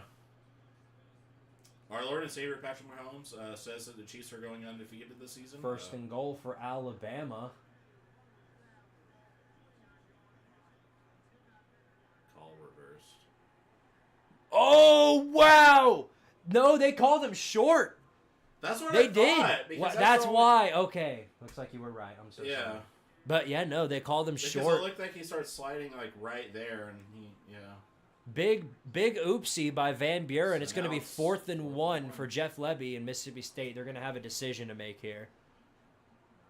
Because that's the only reason I could think of why they would even bother reviewing it. What in the world is Oregon doing? Maryland just scored. Did they actually? Yeah, it's 14-10. Well, as everybody would expect, State's going for it. 4th and 1, 3 receivers out. Man in motion. Van Buren will take it. He's going to hand it off up the middle, and easy breakthrough. He got it. Yeah. I'm telling you, something's off with our defensive line. Yeah. I feel like our offense and defense like flipped. Do you get what I'm saying? Right. Like our defense was doing really good, our offense was doing kind Well, of. my issue before this with the defense was the lack of pass coverage. We've been the top rushing defense in the country up till now. Yeah, that's what I'm saying. But now, like, now they're getting some good runs in. Yeah. Here's Van Buren on the rollout. He's trying to look for a man. He's going to have an open one over the middle. Takes the check down. Good for about 5 yards, so it'll be 2nd and 5. And I'm not at all saying our defense is bad. I'm just saying like they're just not having a good day. Mm-mm. Well, I mean, they haven't scored yet. Right. So we'll see how that pans out. Yeah. They've already got a turnover. You can't ask for much more from this defense, but I would absolutely desire a stop right here. Yeah. They're bringing the pressure. They're trying to run out. They're just going to take it up the middle, and it'll be about a 2-yard gain. So 3rd and 3 coming up for State. They're at the 10-yard line. Tennessee brought the safety blitz. Adam says good challenge. They're actually pretty good. Yeah, I mean the refs aren't doing bad this game. I don't feel like they're not. I It's haven't not a seen ref any ball game. stupid yeah. It's not ref ball. Yeah, certainly not ref ball. Yeah. All right, here we go. 3rd and 3 for State. Van Buren back to pass. He's going to look, still roll. He's going to roll out, try and find somebody in the end zone. No, he'll take it himself. For some reason, we play 500 yards behind the line, so he has all the real estate in the world to get a 1st and goal.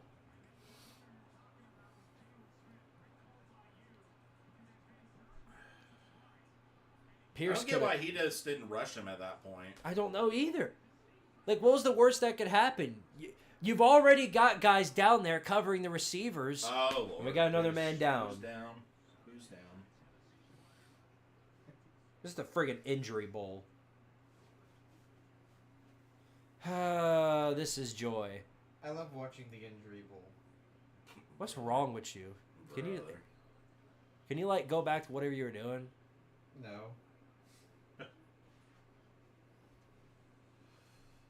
Oh. I don't know if you've been watching. Yeah, well, I saw the stats up till now, but Oregon is actually getting outgained by Maryland. Maryland has double the yards they do. I hope that that Maryland gets lucky and beats Oregon. Not only that, but this game's almost at halftime. Yeah, I know. That's what I'm It's like saying. a minute left. That's why I was surprised when you said that Maryland scored a touchdown. I was like, what? At the almost the end of the second? What are y'all doing? Mickey Mouse. Clearly. Yeah.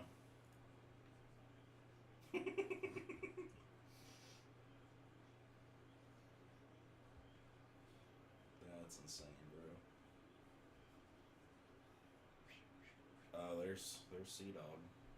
Yep, shout out to Sea Dog. Last week he was actually in Neyland Stadium for the Tennessee-Kentucky game. Then he goes to the Georgia Tech game against Miami, where of course the Jackets pull off an insane win. Was that at Georgia Tech? Yeah. Okay, I wasn't sure. They've got a 2-game winning streak on Miami. Really? In fact, Wow. both times Miami was undefeated when Georgia Tech played him. Oh wait, I remember that. Yeah. Remember last year the Georgia Tech knee slapper? Yeah, I do remember that. Cristobal's dumbass forgets to take a knee. He's about as good as clock management now as he was a year ago, so right on cue for him to lose a game like that. Yeah, I've got a lot of footage to watch once I'm done with this. A lot of post-game rants, post-game celebrations, a lot to go through. What's happening, Bama? They just scored. Did they? Yeah. Or maybe. They might be It looks short. like they're almost short.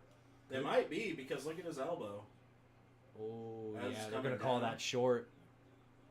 I mean, I guess if it's like 3rd and goal, it doesn't really matter. But if it's 4th and goal, then that's bad.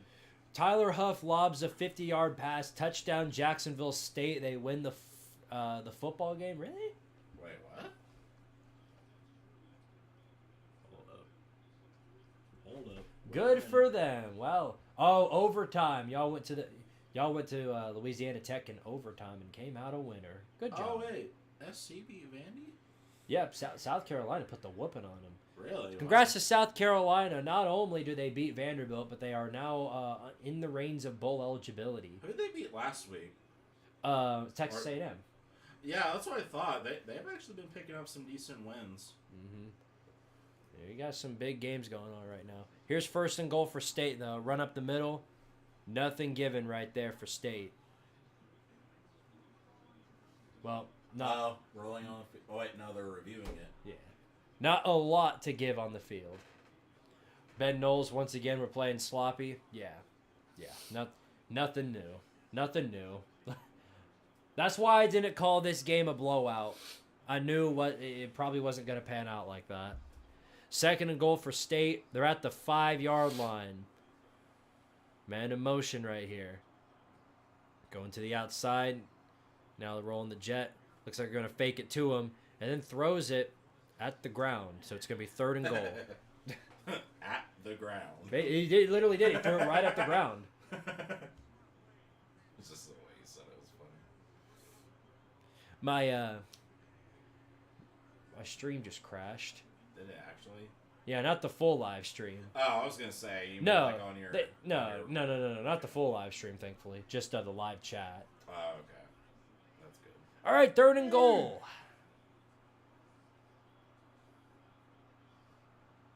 Damn, Oklahoma State does suck. Now a man in motion again. Van Buren back to pass, trying to look towards the end zone or roll out himself. No, You better tackle him this time. Oh my goodness. I think he was out of bounds. Rolled up into the air. And they're going to call him out of bounds just short. Oh, God. We were lucky to get away with that one. I don't know why they waited 10 years to finally decide to freaking get up and tackle him. Dude, whenever he scrambles outside like that, we just can't get him for whatever reason. No, it's not for whatever reason. It's like they're being told, don't go after him at any point. We got away with one right there. That potentially could have been a touchdown. And of course they're going to go for it. Why wouldn't they? No, they're gonna spend about 15 hours reviewing this, and then they're gonna they're gonna reverse it. They're gonna reverse it. Right. No, Jeff Levy's challenging it, and I can't blame him. So they're gonna give State the score here, and we're gonna be at 14-7. Terrible, absolutely terrible by the defense right there. I don't know why they're playing so bad tonight, but that was terrible. They're gonna ring them cowbells now. And they should. I mean, if they do get this, they earned it.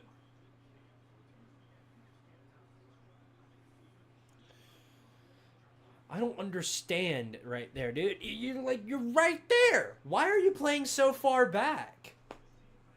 And then you see him coming. You know he's not going to throw to the end zone. He's got the football lunged within his shoulder. You know he's just going to try and run it for the score. Is everybody like? So why are they still like this? Here he comes. I think they must be on hallucinogens or something.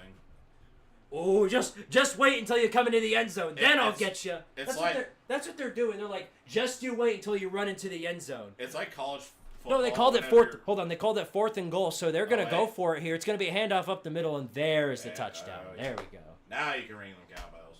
Yep. Pathetic. Pathetic. 1 yard rush. Okay. Yikes. Embarrassing. That's. Oh well. This would be like losing to the New England Patriots in the NFL right now. Yeah, in their current state. Yeah. Yes.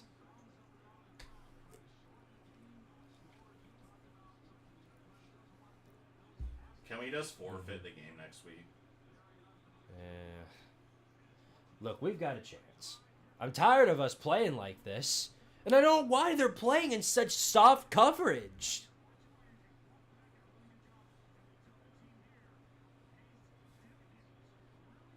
Can our Lord and Savior Patrick Mahomes just like cancel the game? Yeah, this is weak.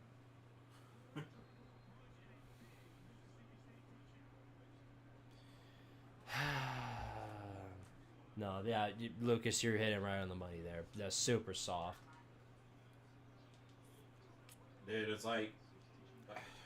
And as much I've been a Tim Banks fan throughout the entirety of the last 2 seasons, that shit was on Tim Banks. It's like they're telling them to play in that prevent soft. And I get the prevent if they've got 50 yards to go.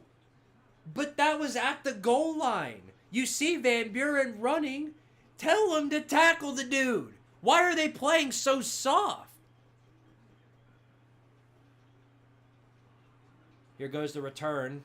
Breaks through one man and another, and he'll get down to the 30. Like, so the thing I've liked so much about our defense this season is the fact that we're so aggressive. You know, like we stop those big plays, but like today we're just playing soft. I just can't understand. You see him coming from a mile away, and it's literally just you wait until you get to the end zone. Once you get there, that's when I'll tackle you. So get ready for that. Like, dumb shit. This whole game has been described by dumb shit. I didn't think I'd have to be on edge about There this. we go, yep. State. Up the middle, Dylan Samson. They packed the entire D line right up there on the inside. But yeah, let's do another inside run. Great idea, Joey Hazel. Great idea. Is there another one coming here? Handoff, no, he's gonna fake it. Now Nico will pass. Wide open man that time, thankfully. There's Chris Brazel making a catch. So it's gonna be first down, Tennessee. I guess it's just part of the process. Look, I'm no offensive coordinator, but man, this is frustrating sometimes. At the 42-yard line, Nico. He's going to take it himself. Pass play. He's got a Brazel again for about a 5-yard gain. It's frustrating because literally the same thing over and over again. Like, it's insanity. Yeah, if they mix it up, maybe their offense would be much more productive, but they keep doing the same 2 plays over and over again.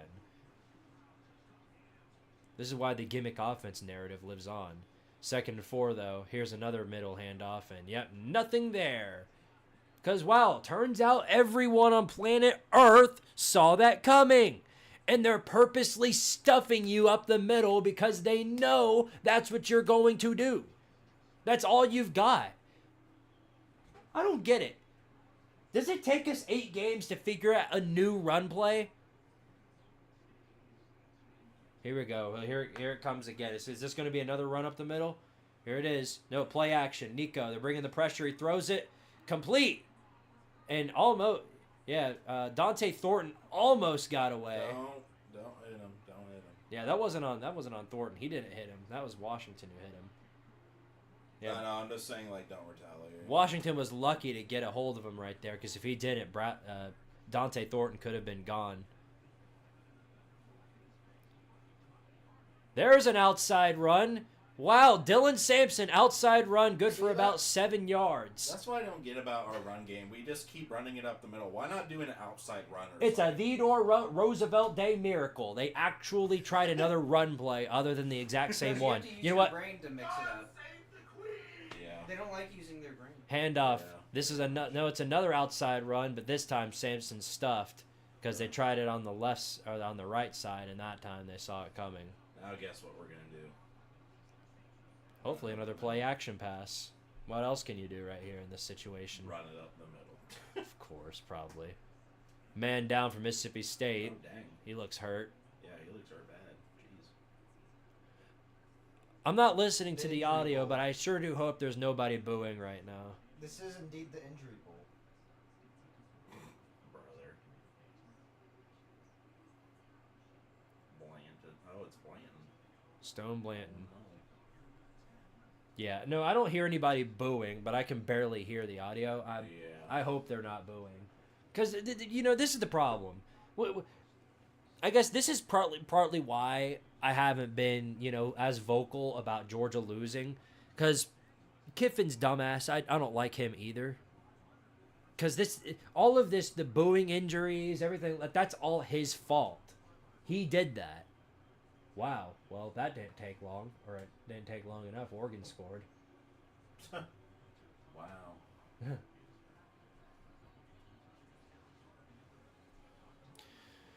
I don't support like booing at injured players at all. Like who in the right mind would? But obviously there are people who do it. So it's Well, like, unless if it's like, because I've seen it happen before, and obviously the people in Neyland see it more than we do. But there are people who, like Kentucky, for example. Lucas just brought it up. They blatantly flop on the ground. well, yeah. In that case, I understand. Yeah. But it's like it's impossible to tell every single time. If Right. You're like for sure. About Well, here comes 3rd down and 3. If you're booing They're bringing the injury blitz. I itself, swear, it's if we fine, run it up but the if middle you're out the here, I'm player gonna for go. getting Nope. injured, then, yeah. Looks like there's going to be a design quarterback run, and it goes just as successful as running it up the middle would. Boo all the Absolutely injuries. nothing. Well, it looks like Max Gilbert is going to get the opportunity to redeem himself because this is going to be a manageable field goal attempt. Nope. Apparently, Josh Heupel's bringing out his balls again. Hopefully, he can create something better. He's freaking those massive balls. Here we go. 4 receivers out. And Is that a false start? Yeah, it's a false start. I swear to Lance Hurd jumped. Friggin' Lance Hurd, once again, false start Tennessee. that does kick the field goal at this rate. Well, now we can't. Now we can't. Are we not in field goal range? We're going to be in field goal range, but we're going to be pinned. Oh wait, offsides. God save the Yeah. I got nothing else for that one. That's. You know what? Yeah. Now that I'm seeing it, yeah, that makes a lot Yeah, more sense. That's a reasonable reaction. Maybe that was Heupel's plan all along, but thank goodness. God save the queen. That was his master plan. Yep. Fooled us. Well, it'll be 1st and 10 now for Tennessee at the 22-yard line.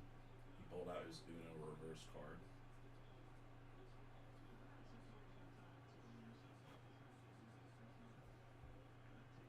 And looks like, okay, no, they're going to just take it to the 2-minute timeout or warning if you're one of the NFL gurus. The 2-minute nap time. Yep. Sleepy times. Yeah. 3rd and Everyone 4 does. for LSU. What the hell was that, Nussmeier? What do you do? He threw a prayer throw to a receiver, and he was open. The receiver was open, but he throws it like he's throwing to the Eiffel Tower. 12 yards above his head. Go! That's pretty. Go high. Yeah. Catch it. He's throwing it to God himself. Maybe a bird caught it. He's throwing it to the light. Yeah, he's throwing it to the light, Go long, lamppost. yeah. Go long lamppost. I'd actually be impressed if a quarterback was able to throw that high. Go tall, lamppost. Yeah, go high! Yeah. Nussmeier needed to have a good day in order for in order for them to beat Bama. And here's a great return for Alabama. They're going to start their next drive in LSU territory. Yikes. It's not looking good for LSU. I I'll don't say think that they're much. Playing good on either side of the ball right now. I'll be right back. My parents are LSU fans, so I'm going to go check in with them and make sure they're okay. I will give them my condolences. You keep the chat entertained. If I find you in my chair when I come back, I'm throwing you out the window. Okay. Damn.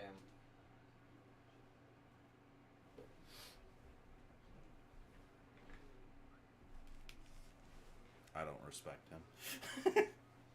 him. Obviously. Are they ready for their daily unsolicited Spanish? F it, the Eiffel Tower is down there somewhere. I don't think you should play that because it might be copyright. Anyhow. It might be copyrighted audio even if it's in Spanish. But I mean, it's on. They have it on YouTube. I don't know if That would make it copyrighted, I think. If you're playing someone else's content and you're not directly reacting to it, then yeah. Disgusting. Copyright is complex. Whatever. I'll just play it over That's here. my thought about that. I'll just play it over here, and if they can hear it, they can hear it. If not, Yes. I don't care. Yeah. Just start speaking Spanish to them. I don't know.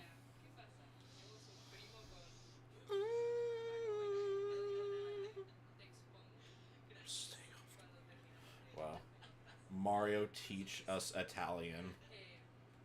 Teach them Italian, Mario. But I don't know Italian. Oh well, you should have learned Italian instead. How is he Mario if he doesn't know Italian, bro? I'm Spanish Mario. He's Spanish Mario. What would the name be for Spanish Mario? Like, what would Mario be in Spanish? Is there even like a translation for Mario in Spanish? I don't know. I'm still learning. Maria. I don't know. Mario. Marlito. Marlito. All right, that's it. No! That's it. God! That's it. God, Get out! save the Get out! Get out!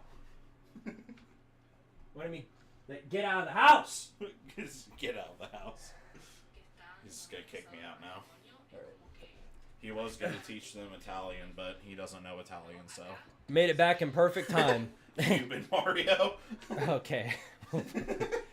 All right. 2 minutes left to go. Nico, handoff up the middle. Samson breaks through a tackle. No, not quite. Gets him by the shoe. It'll be about 7 yards, though. Gets him by the shoelace. If he broke that tackle, it was likely a house call, but that's still a good 7 yards right there.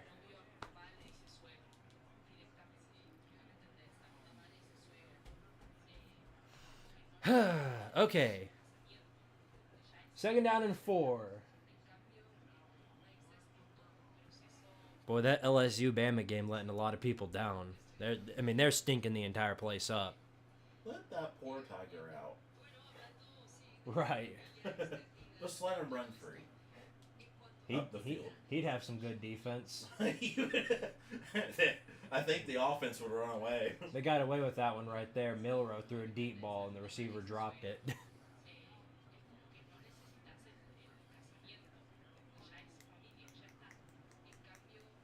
All right. Well, here comes 2nd down and 4.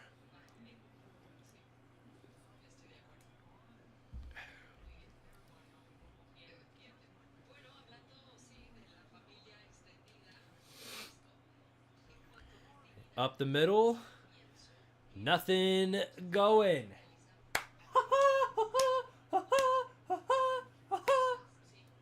Isn't this just so much joy watching this over and over again? Yes. I wonder what's coming on 3rd and 1. Do you know what's coming on 3rd and 1? I'll run up the middle? That's right. It's like Dora the Explorer when she looks at when she deadlocks her eyes into the camera. Do you know what else Tennessee's gonna run up the middle? That's right, Dylan Samson. And then they sing a song. We got a 3 and out. We got a 3 and out. And now we're giving the ball to Mississippi State again. That's literally what it feels like every single game. It's like Dora the Explorer, but for football and for making Tennessee lose. Yes. Yeah. Except minus the part about. And here comes Boots the Monkey on the field. And he fumbles the ball. Mississippi State's ball. Anyway, 3rd and 1 for Tennessee. Handoff up the middle. Dylan Samson gets close. Is it short? Up the middle. I don't know. One official motion that it was a first down and one motion that he was short. So this is going to be a reviewable call right here for sure. Yeah. Okay, good. They gave it to him. I guess they just. As they should. I thought he would. I thought He just got walked it. up to the yellow ref and said he got the first down. Now try something else here. Or not. That's cool. Just run Dylan Samson up the middle again. Why don't you? Intellect, guys. Intellect. You might as well get boots. Is that all y'all got? All right, let's look at our play. And oh my God, Dylan Samson's down. Dude, are you serious? Yep. Oh my God. And he's holding on to his leg. That's insane. So is the quarterback just like lazy? What? Just running up the middle? Oh my gosh. Or is the quarterback not the one who decides plays? Well, I'll let you take on this one, buddy. Okay. Squid. I'm not answering that right now. Well, the one who ran up the middle is the running back, Yeah. but the quarterback doesn't necessarily decide the plays. It's like the coaching staff. Oh, He okay. has like headset and shit. He can change the plays if he wants to, if he sees something, but he doesn't necessarily decide them Okay. all the time. Sometimes he does. The coaches tell you what to do, and then you modify it if you. Yeah, if you need to.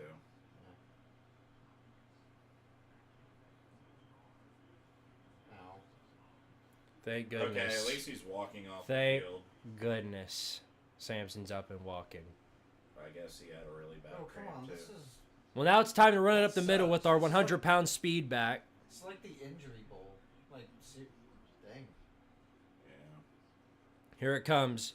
All right, now I know Peyton Lewis is like 100 pounds and is a speed back and is good at running the ball on the outside. That's exactly why we're gonna run him up the middle 5 times in a row. Yep. Because 100 pounds, yeah, they'll get past 300-pound guys easily. 2nd and 11. Throw the freaking ball. Why are you guys playing like such pansy asses? Throw it. Here we go. We're gonna run up the middle again. Of course we. Oh no, it's a design run by Nico. Thank you. Thank you. Wow. If you're gonna do the run, then at least you can fake it. At least you can do some play action. Do something else. Something original? Something unique? A read option with Nico. I like it. Wow. Got him. Yeah. Well, it's gonna be 3rd and short. Hopefully we can get one of them guys to jump off sides again. That would be incredible.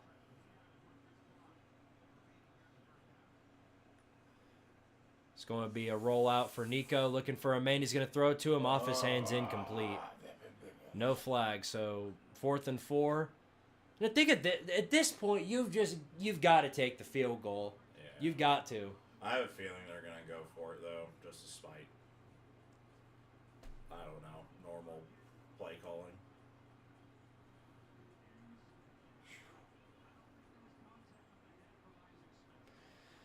I'm sick of everything right now.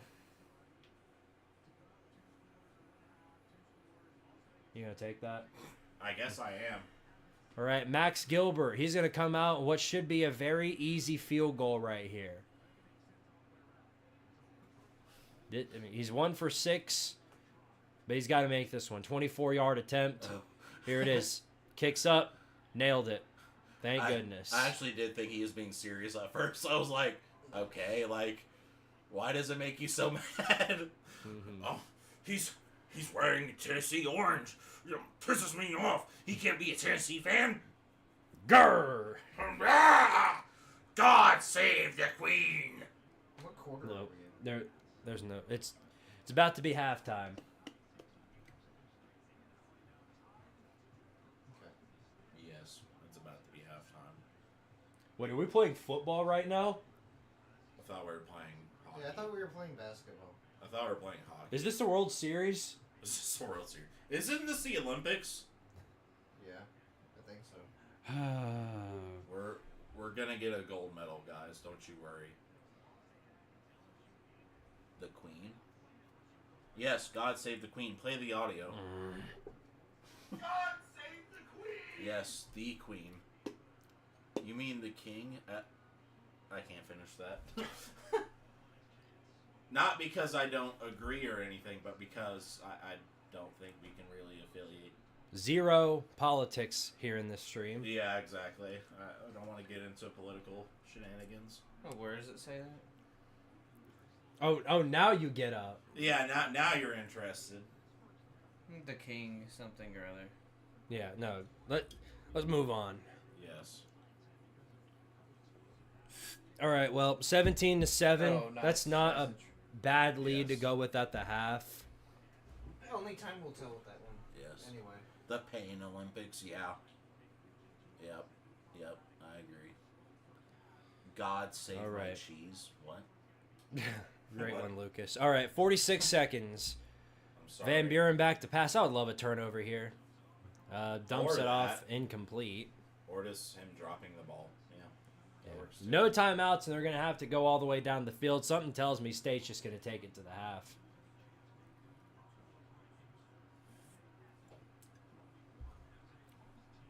Boy, I would sure love a turnover right here, but that would be wishful thinking because I don't see him doing anything other than dump off. But we'll see. Well, 5 receivers out. Van Buren on the pass play, looking down the field. He's going to try and roll out, and eventually tosses it, and had an open man, but missed him by a significant margin. So here comes 3rd and 10. I think our defender grabbed his foot as he was throwing it. If you watch the replay here. Yeah, he grabbed his leg. Oh, that definitely slowed him down. Yeah.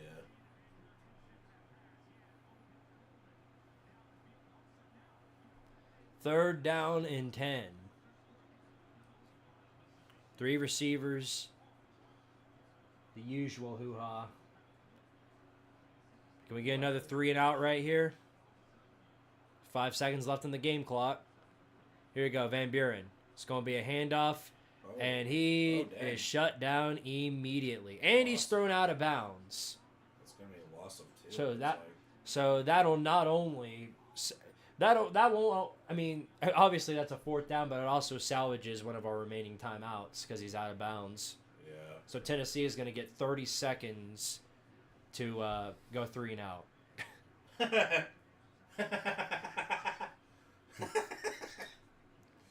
Wouldn't surprise me. Watch us run it up the middle. I will... Can we just take a knee so that nothing bad happens? I won't even be able to be mad about that if they run it up the middle. That would just be too funny. That would be so stupid. It would be just too We're funny. gonna run the clock. Boo Carter dodges him, man. He's getting a good return right here. Oh my god! Wow. Look, Boo Carter getting all the way to the 45-yard line for Tennessee with 14 seconds left on the clock. He could potentially get Tennessee some points with that one.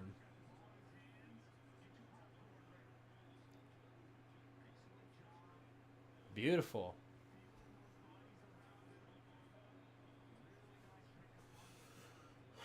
LSU is still behind. Yeah, no, It's it might be that basically- way all game. Yeah, I was gonna say. What's BK gonna do? Score? Yeah. They put 2 more seconds back on the clock. You got 16 seconds here to make something happen.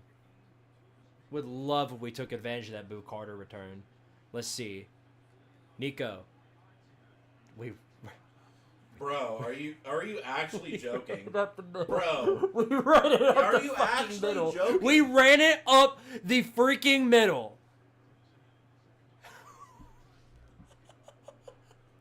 oh my god, dude! Did that work out for us? No, not really. Really? Right. I thought doing the same thing over and over again would be a good idea. I guess that's the thought process. 16 seconds and 2 timeouts, and you waste one of them by running it up the middle. Like literally, That's stupid. pass it and run out of bounds. It's like they're on a mission to piss as many people off as possible, but also win by the doing play it. call just doesn't make sense. Like, we're going to take a timeout, and then we're going to run it up the middle to run the clock some more. Like, what? 2nd and 5 for Tennessee. Now they're going to pass. Nico. Thank God. He's going to toss. It's going to be a check down. Gets a first down and then some. And a couple more with it. Gets out of bounds at the 15-yard line with 5 seconds to go. I think we just take the field goal. Yeah, at this point, just take the field goal. Get Max Gilbert out there and let him hit this one. Smart move. There you go. Could have potentially scored. I don't know what that was. I don't know why you run it up the middle there. I really don't. He looked at his playbook, saw a picture of a vagina, and was like, "Yep, we're doing that." Like, what the hell, dude? This is a picture of Peter Griffin. Here's Max Gilbert. This is going to be a long one, though. It's going to be a 38-yarder, and that's pretty long for Max Gilbert. Kicks up, though. Oh, looks Nailed like it. It's good. 2 for 2 today. Can't complain. 20-7. Tennessee will be up on Mississippi State. Not quite the half I'd hoped for, but Yeah, no. My expectations weren't significantly higher than this, but my final score prediction was 30-10. And as far as I can tell, by the first 10 seconds of the Kentucky game, it was already dead when I did my Kentucky score prediction. So right. glad we're still on track with that. But yep, Tennessee up 20-7 on Mississippi State at the half. Hard to complain. I mean, there are quite a few nitpicky things that I could complain about, but you know. 118 of last 19 at home. That's a pretty good track Oh yeah, record. no, he's been kicking butt in that department. Yeah. Probably because we've had a lot of fans show up. Well, since 2022, we've only lost 1 game at home. What game was it? I don't remember. Last year's Georgia game. Oh, wait. Yeah, that's right. I do remember that. For the same reason, we've been losing all of our other games like this at half. We're because- going to go to Athens, and that stadium pulse is going to go crazy. Yeah, but just wait until we run it up the middle. They won't be able to do anything about that. Mm-hmm. They're just gonna keep running it up the middle, and we'll always win with that. Yes. Question: are you guys currently in college? Correct. Ah. I am in college. I go to Pelly, and then he's in college. And then And I'll he's be going, he's to going to Pelly. college. I'll be going to Pellissippi next in spring of next year. Yeah. This coming spring, yeah. Yeah. That's better wording. The way I worded it makes it sound farther away than it actually is. If Alabama wins, who will be ranked higher, Georgia or Alabama? Alabama. Based on the not I even like their based. spots below Texas. Yeah, probably. Yeah, they're not wrong.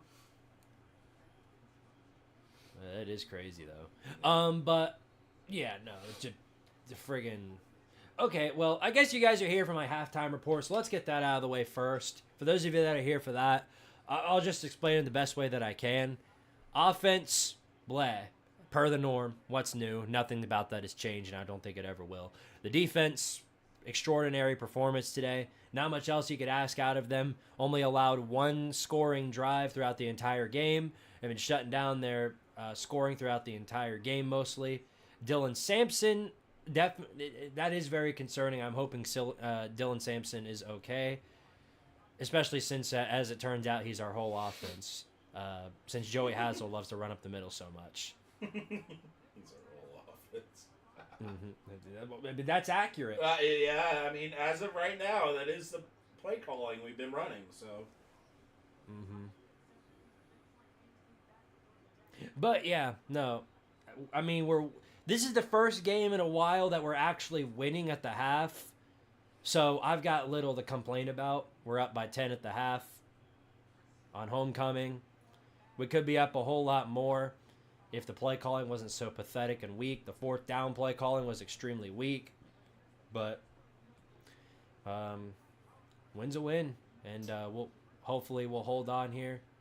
The defense will rally together, continue doing their work. And if they do, then we'll probably be in the top 5 next week. We most certainly will be in the top 5. How far up Like, do you think we'll be right at like number 5, or? I think it's gonna be 4 or 3? yeah, it's gonna be Oregon. It's gonna be Oregon, Ohio State, Texas. I think it's Penn State's ahead of us. Really? Yeah. Well, I know they've been doing good, but I didn't realize they were that far up the rankings. Yeah, it's gonna be. Well, if they win this game, yeah, I could definitely see that. Okay, yeah, so we'd be like right at number 5, probably. Yeah, it'd be Oregon, Ohio State, Texas. Yeah, Oregon, Ohio State, Texas, Penn State, Tennessee. That's how I think it's going to go. That's not bad. I don't think. I mean, that's reasonable. Yeah, not bad at all. Better than Georgia being number 1. Well, number 1's going to be Alabama. As the playoff committee has already described, quality losses mean more than good wins. Wait, what? Yeah, I was listening. Reese Davis and the playoff committee were already doing it. They were talking when they showed the college football playoff poll. They were talking about how Tennessee, that Arkansas loss was really, really bad, and that they're probably going to need to win out in order to make the playoffs and all this. And then they were talking about Alabama, and they're like, Alabama's got 2 pretty good losses. They could still very well easily make the playoffs. Like, what are you talking about? I couldn't tell you. Tennessee's got 1 loss, but that 1 loss is worse than both of Alabama's losses, even though Alabama's losses were against Vanderbilt and Tennessee. What about the rest of the stats? Like, you're just ignoring all the rest of the stats from throughout the season. You're ignoring the losses. You're just ignoring everything at that point. Like, what? You know, the rumors about Bama bias in ESPN are slowly, steadily increasing from my end. Like, what are y'all talking about? Alabama's more impressive than Tennessee because of their 2 quality losses. What is a quality loss? A loss is a loss. Because they only lost by a few points against really Who cares? They still lost. It's so sad that you're willing to dog on Tennessee and say that their wins aren't. They said our wins aren't impressive, while also propping up Alabama, who's one of our wins. Okay, going into the season, everybody's worried about us beating Oklahoma, and we beat them. We beat Bama. We beat a decent number of, like, good teams, I'd argue. Maybe not Oklahoma at this point, but, I mean, the point is, like, we've had some good wins, but we still have less losses than Bama does. It's like when the naysayers, because all these Tennessee naysayers, every time Tennessee wins a game, they suddenly, you know, the team that we beat, they're the worst team ever of all time in the history of history. Yeah, Same I know, thing. like, literally. Chattanooga, That's worst team in the history right of now. history. NC State, worst team in the history of history. They're going to go 0-12. You know, Kent State, same thing. Worst team in the history of history. Oklahoma, worst team in the history of history. Yeah. Arkansas, worst team in the history of history, but Tennessee lost to them, so we're the worstest team in the history of history. Terrible, Florida, worstest team in the history of history. Alabama, it doesn't matter if they're being propped up for their quality losses. They're still a terrible team, and they'll never win a game ever again. If they want to run that argument, my counter argument is, how is Vanderbilt a quality loss? You're talking about a team that had never beat a team in, like, what was it, like the top 10 on the AP poll? Or was it like top 5? Either way, I don't think they'd ever beat, like, a ranked team in, like, a really long time, if ever. Mm-hmm. So it's like, how is that a quality loss? You just lost to a team that, like, almost had, like, negative chances of winning that game. 2716, I feel like Miami's loss to Georgia Tech is worse than ours to Arkansas. I also believe that we have a much better resume than Miami. Yes, I agree. I absolutely 100% agree. Yeah, Davey boy, you make a fantastic point. We're not gonna beat UGA by running it up the middle 900 times. No. See, this is the problem. Our offensive coordinator and our offensive staff looks at our games from Kent State and Chattanooga, and they're like, "Oh, if we can do that against them, we can do that against anybody in the country." No, No, they got guys on that offensive line or that defensive line who we wouldn't start as walk-ons for Tennessee. I'm sorry, I'm not dogging any of those players. It's just the truth. I don't understand where this narrative is coming from that if we can do that against, these two teams, or these really garbage teams, and we can do that against anybody in the country. No. If Oregon were to lose to Maryland right now, would that be considered a quality loss in their eyes? Well, they're not Alabama, so that can't be a quality loss. Fair enough. Or If Purdue if LSU beats them, then yeah, that's a quality loss. if Purdue were able to beat Ohio State today, which they didn't, would that have been a quality loss?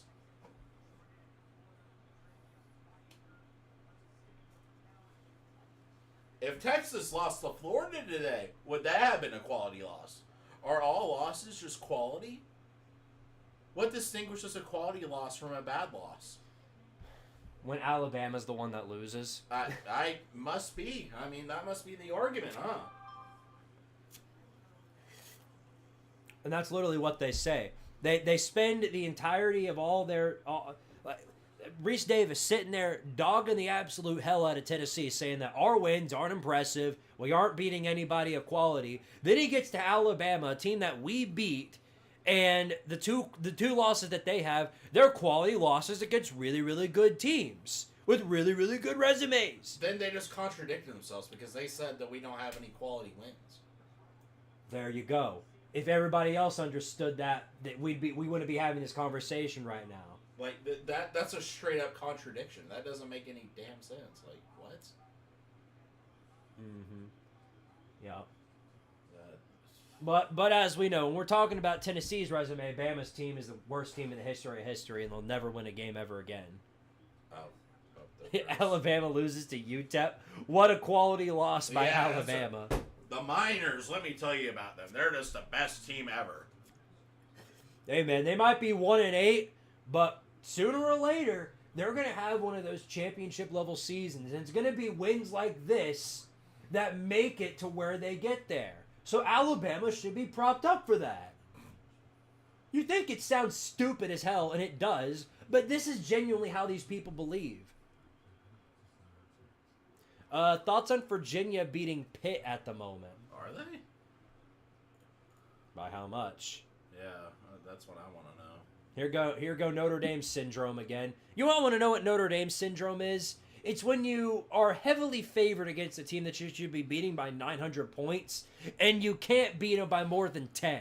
Here go Notre Dame again in a dogfight with Florida freaking State. At home. Ridiculous. 6-3 in the Oklahoma-Missouri game. That's about what I expected it to be. Nothing's changed there. Penn State up 14-0 on Washington. What am I supposed to be thinking about with the 7-0 against Virginia and Pittsburgh? I mean, that's not gonna. I mean, this is still really early in the game. It's too early to really say anything. But it's way past the first quarter. It's halfway through the second. Pitt's lack of offense ever since the even the Syracuse game, that was entirely on their defense. They had 3 pick sixes in that game. Pitt's lack of offense against anybody with a pulse is very, very concerning. And something tells me that they're going to get massacred by Clemson next week. Not because I don't think they have a defense capable of stopping them. I think they do. It's just their offense isn't going to score any points, so it's going to look pretty bad by the end of it. Yikes. Nevada missed an extra point. Oh, whoop-de-doo. Yeah, it's with the entire world Well, of college football. That's it. College football's over. Yeah. It's over. It's over. Season's over. Yeah, Yeah. We're all going to go to the NFL now. Yeah, all right, yeah. Go Tennessee Titans! Yeah, that's a quality loss for Alabama right there. Yeah, that's a quality loss for Jared. Let me tell you something. Arkansas always has a good team. Bet on Arkansas next week. Yeah, I could see. It would not surprise me at the slightest. Whatever the spread is for the Arkansas-Texas game, Arkansas covers that. But then again, I don't know because Arkansas last week got neutered by Ole Miss. VA has almost triple the yards on offense as Pitt at the moment. Yeah, no, I mean, it'll turn around soon enough. Shoot. I bet. I forgot. I need to do this real quick. What? Hold on. Where? I gotta load this up real quick. I have to pay special homage to. Oh, is that the old one? I'm guessing. Or wait. Yeah, I just got to pay special homage to our new supporter. Oh, yeah. Okay. I get what you're saying now. I forgot you typed that out. I thought it was like a URL. All right. Yeah. No. Bye bye, piss man. Bye. Okay, there we go. The new Patreon supporter, Nathan Nezwinski. I pronounced that to the best of my ability. You are on the special Patreon board, so thank you for joining us on that.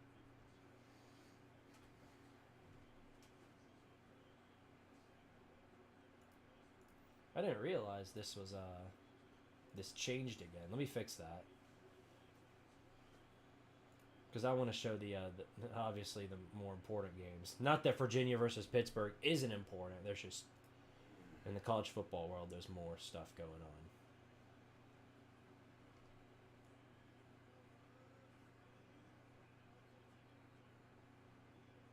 Wow, Bama gets stopped on 4th and short. Huge. Oops. Dadgummit, go back.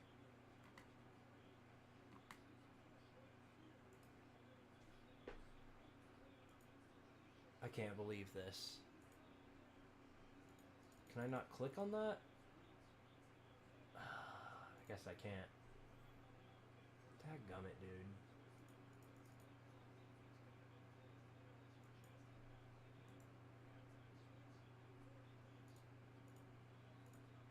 Yeah, why can't I click on that? This is why I don't work with technology. I'm tired of this, dude. I'm tired of this. I'm gonna fix this. Don't you guys worry.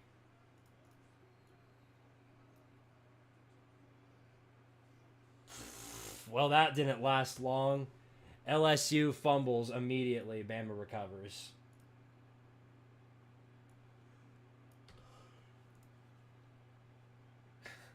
Are your parents watching the Alabama LSU game right now? They're watching both games, yeah. Oh, okay. Technical difficulties on this side. See if I can fix it. Da-da-da-da. There we go. I fix it. Look at me. I fix it, guys. I do a thing. I deserve respect for that. There we go. Boom. Yay! I do it. I do it, guys. I do it. Okay. Now that we've gotten that out of the way, let's go ahead and resume to the live chat. UGA is terrified of Beck throwing interceptions. Our defense will need to play a decent game, and we'll have a good chance. I think if our rush defense plays like it's doing tonight, I don't see us winning. I don't see us having any shot, because it's gonna come down to us being able to shut down the run game and force Beck into a situation where he has to throw in our DBs, and then by that point, it's our game. We're going to be the ones with the advantage. That's the thing about Tennessee, is that in all of their games, they're forcing all of the offenses they go up against to score. That's what they're doing. Even against Arkansas, a game that we lost, we only gave up that touchdown at the end because Heupel wanted to give a chance to his defense. I'm not sure I liked the call, and not many did, but that's why we did it. This defense is good enough to stop anybody in the country. It's just a matter of which type of defense shows up. I need LSU to win this. Yeah, that would be something, all right. Well, if LSU wins this, you know, they've only got one loss in conference play. LSU is, yeah, no, if they win this game somehow, by the miraculous powers of BK, Burger King, by which then they could possibly back their way into the SEC championship game. Because the rest of their schedule is definitely favorable. Now, they do have to play Vanderbilt, too, which is concerning. But the way things are looking right now, they can't stop Jalen Milroe. He's running all over them. And LSU just can't stop him. So something tells me we're gonna be seeing Alabama with another great win on their resume. I have to head out to get my girlfriend from work. Really? Yeah. Are you coming back, or are you done? I can come back if you want me to. She gets off at around 10. I don't know what Wait, time. at 10? Yeah. Why are you leaving now then? She's at West Town Mall, right? Yeah, well, she wanted me to get her something before I got there. So. Do I need to go with you? Really? Yeah. Do I need to go with you? Yeah. Okay. But I'll be back if you want me to. No, if you're not going to make it back till after 10, then this game will be long over by that point. Yeah. So. Alright. Sorry, Well, brother. no, it's fine. It's fine. Priorities. That's what Yeah. matter. But if... Nah, I'll take care of it. You're good. Bye-bye, chat. Yes, say bye-bye to Pissman and company. Pissman Bye, and bye. Mario. Yep. Oh, yeah, I think I need You want my me to shoes. escort you guys out, or can you... I think we should be good. Okay. Well, You know... Let your people know. Yes.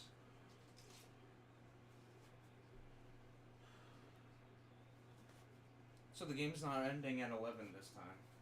No, it'll probably still be ending closer to 11, but it's... I mean, I don't really know. No, keep that door open, would you? Okay. Appreciate it. See y'all. Ain't that a something? All right. Well, with that in mind, I guess we'll go ahead and switch some things up around here.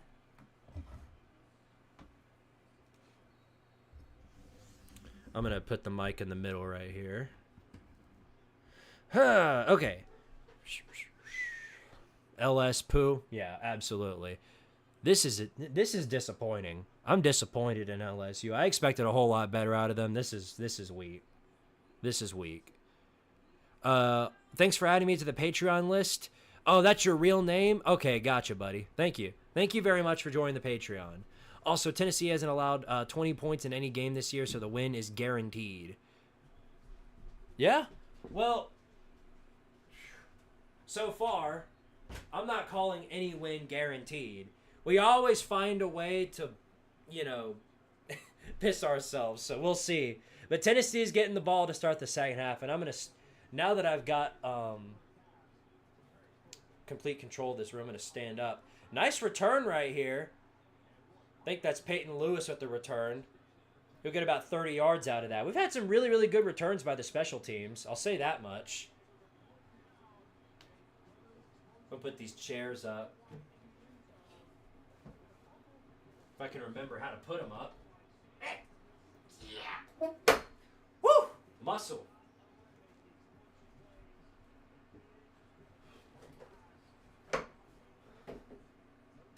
Okay.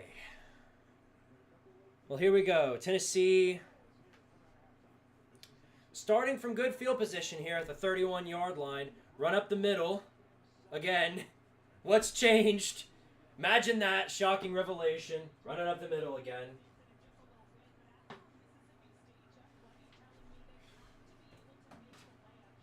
It's getting too... It was just way too creative. Way too creative to do anything else. Run up the... No, it's going to be an outside run. Got some blockers in front, but not enough. Not enough. Another 2 yards. It's going to be third and about 5 or 6.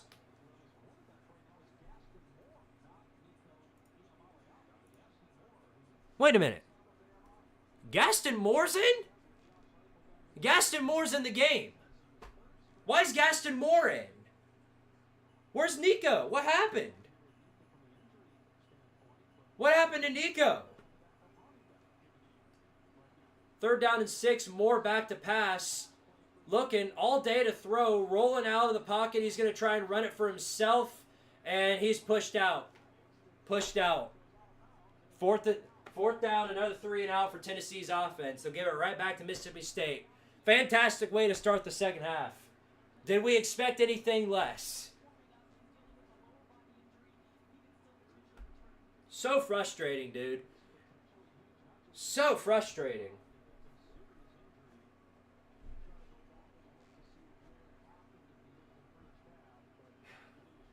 We're playing way too scared.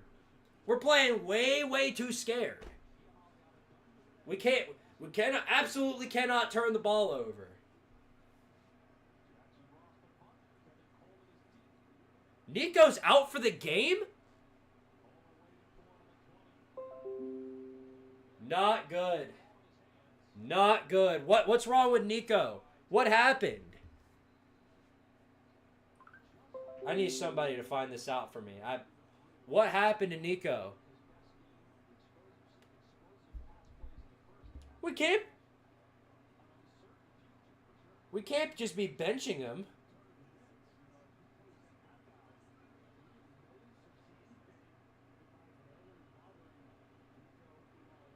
All right, I got to find out what's going on.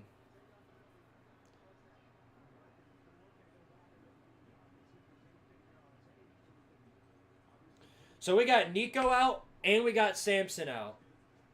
It's an upper body injury. So Nico's out with an upper body injury and Samson's out for God knows what. That means we're down to our second string running back and quarterback for the rest of the game. This is going to be entirely on the defense tonight. Forget Georgia. Forget Georgia for a minute. Mississippi State, all they've got to do is get 2 more touchdowns and they're on top.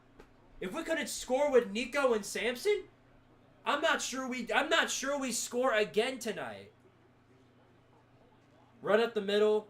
No gain right there, 2nd and 10. Rocky, I just looked it up. I looked it up. It's an upper body injury. He didn't get benched. There's no reason on planet Earth to bench Nico. Pass play. Over the middle, a slant route complete. Big gain, about 20 yards for Mississippi State. Christ almighty, this is bad.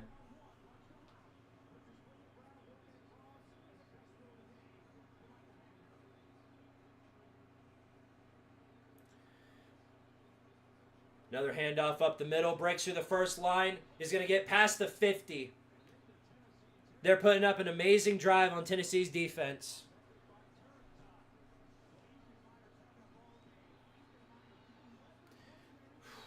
Not good. This is why I was so worried. Outside run for State, get another 10 yards and another first down. This is why I was worried. In case you were wondering, this is exactly why I was worried. Everybody's saying that Tennessee was going to blow out Mississippi State. It's the same people who said we're going to blow out Kentucky, blow out Arkansas, blow out Florida, blow out Oklahoma. We don't blow anybody out anymore. We don't. We've got 3 plays on offense, and once it rolls into the second half, it's so apparent and clear what we're running, everyone knows. And now State's whipping into their bag of tricks. They know which position they're in. They can come back in this game. Van Buren back to pass. He's going to take a screen on the outside. Incomplete. Thank goodness. 2nd and 20. In case you missed it, State had a hold, so it pushes him back 10 yards, thankfully. Oh, my gosh.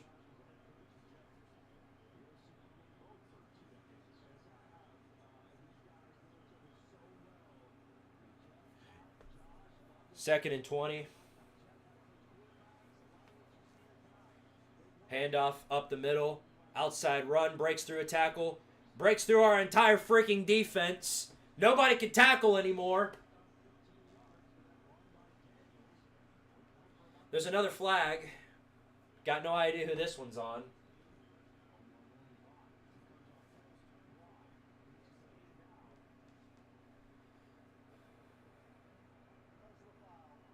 Face mask. Great. Add on another 15 yards, why don't you?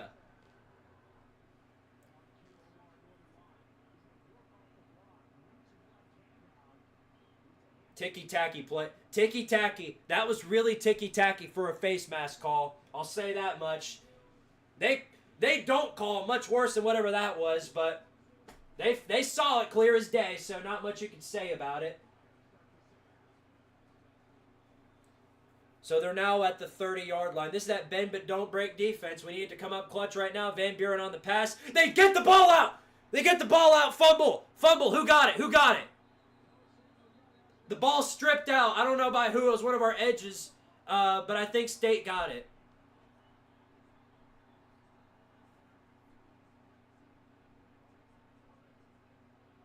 I think State got it. Still no call.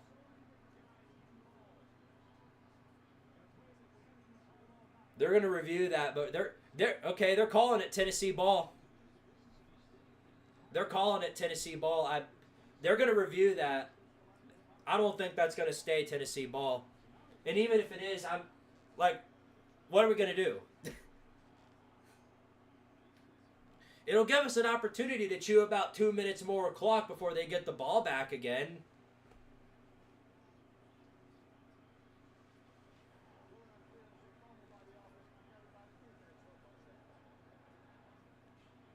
So, yep. Man gets in there and is able to strip the ball.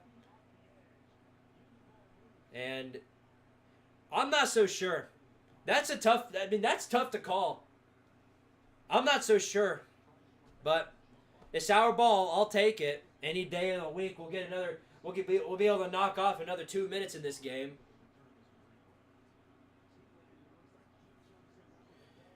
It's going to be up the middle. Up the middle again. Incomplete pass by Gaston Moore.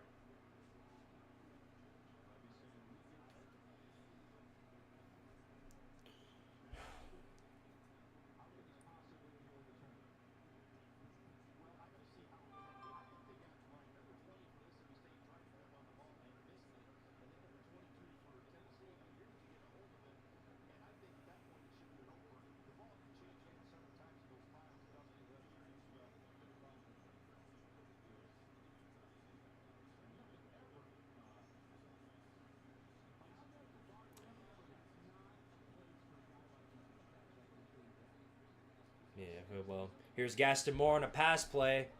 Incomplete. I guess we're going to do the incomplete pass on first down rather than wait for third down. Now we can run it up the middle 2 times in a row. I was looking at what the injury was for Nico. They're saying that it was a possible broken collarbone. Season's pretty much on a life support right now. If we lose Nico or Samson, I don't see anything happening well in our favor. There's the inside run we've been waiting for. Good for about 3 or so yards. Just in time for us to throw another incomplete pass. That's what I'm saying. We're not even going to burn 2 minutes off the clock. We're going to burn about maybe half a minute if we're lucky.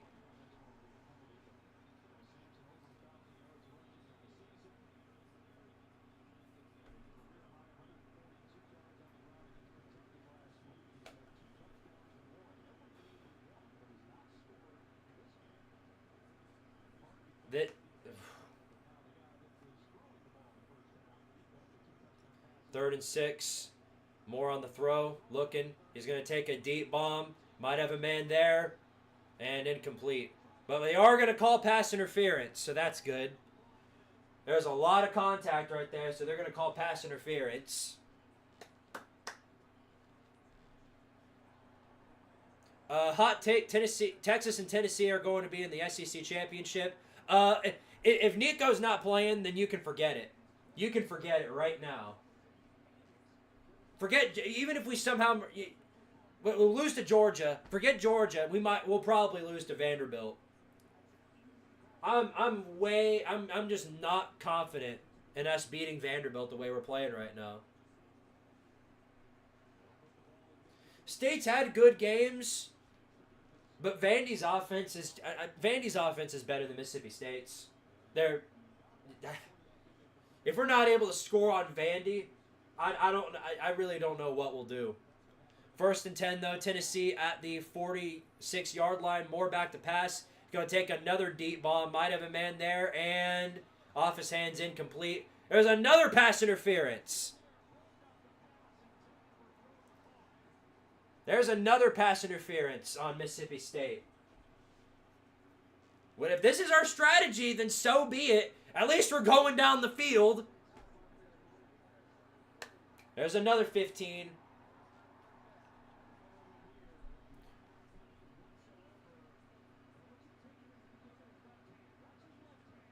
Yeah, clear as day. Clear as day. He was holding his arm. That's PI all night long.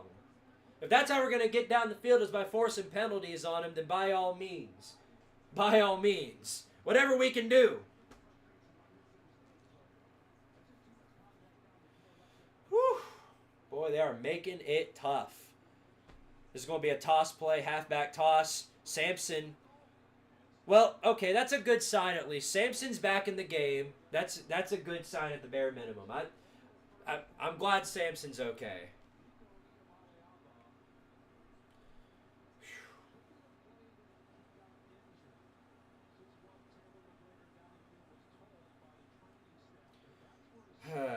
I've got no idea how bad the injury is for Nico, and we probably won't know until a couple of days from now. But that could end this season. I really don't know what to expect from that. 2nd and 10 for Tennessee at the 31-yard line. This is going to be Samson up the middle again, and that time he gets about 8 yards. That time they were able to make some separation on the line, but that's probably coming back for a hold. Is it Dane Davis? Who's it this time?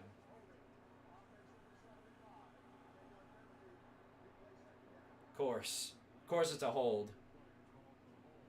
Jackson Lampley this time. That's a new one. Everybody got a hold over here. Everybody gets a hold. Wish they'd show it. Thanks, broadcast. Appreciate that.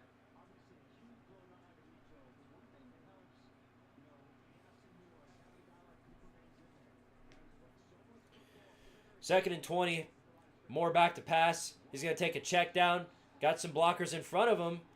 And he'll get about 10 yards out of that. Who did he throw to right there? Number 0. I honestly don't know who that is.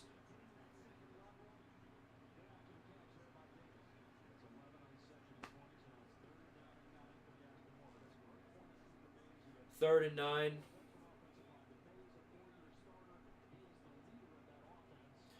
Sorry, so here's 3rd and 9, man in motion. Moore goes for the screen. Nothing. Not a damn thing.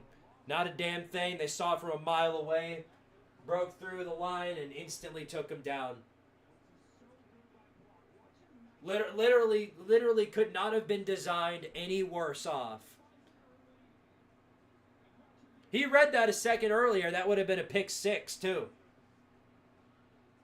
Oh, it was Ethan Davis, of course. I forget. All right, well, here comes the field goal unit. Back out. Max Gilbert could potentially go for 3 for 3. But this is going to be a tough one for him. He's kicking from near midfield. Yeah, this is going to be an extremely tough one to pull off. 51-yard attempt for Max Gilbert. Here it is. The kick is up. Looks like it has the distance. Nailed it. Nailed it. Perfect. Perfect kick. Whatever happened to Max Gilbert last week, I don't know, but he's on the money tonight. Nailed it from 51 yards out. No trouble at all. Tennessee is going to take a 23-7 lead on Mississippi State. Yeah, so I mean, we're winning. We're winning. That's a plus. I'll say that much, but I won't lie. I'm definitely concerned.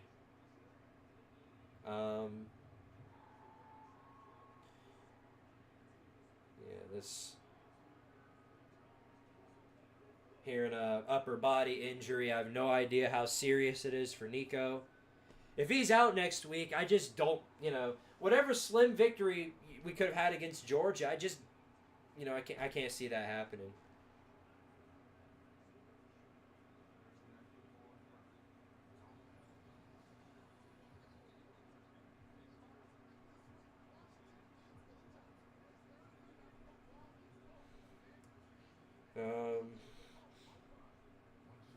But It do be what it do be, I'll say that much. It do be. I'm hearing that it's not a serious injury and that he'll be back for the Georgia game. I'm hearing that it's like he's out for the season. You can't really tell. We won't know until they actually come out with an injury report about him. So it might be days. It might be days before we get a real answer. They said DJ Lagway was going to be out for the rest of the season, and they called him questionable for the Texas game.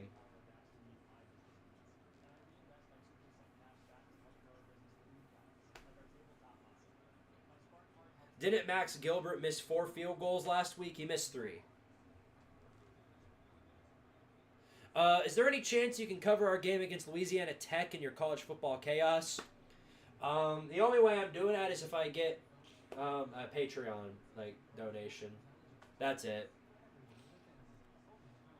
There's if I had all the time in the world, I absolutely would cover all the Group of 5 games, but doing the scripts for the Power 5 teams alone is just it takes up just way too much time. There just wouldn't be enough time in the day to do it. Sorry, brother, but that's just the way it is.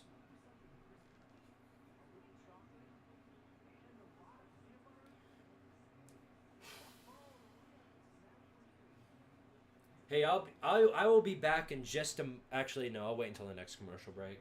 I was gonna go check in. My parents are downstairs right now watching the LSU game, and I was sort of hoping to get an update from his perspective. I'm watching the game right now though. It's at halftime, so.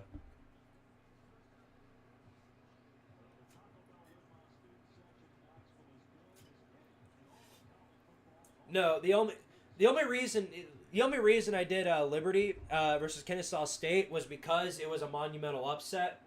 It was the biggest upset of the year, and Liberty was undefeated.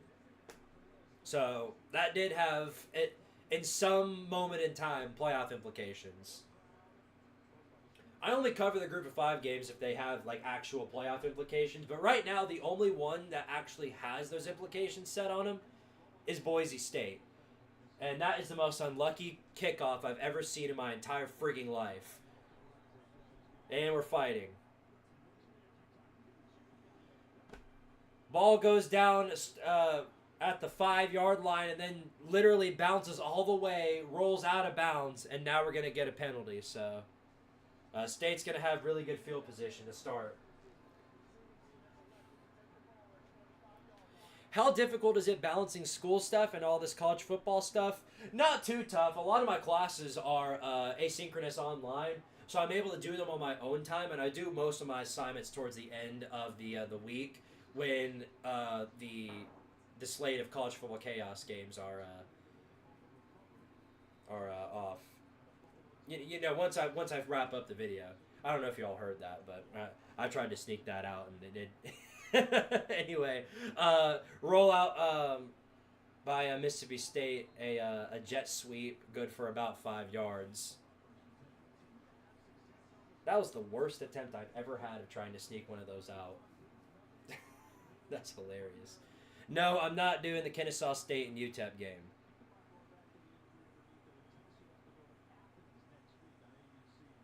Second and 6. Run up the middle by State. Once again, breaks through the line. Oh my God, he's gone. No, thankfully, okay. There's a safety there to stop him. Dude was running all the way down. Good grief. Good grief.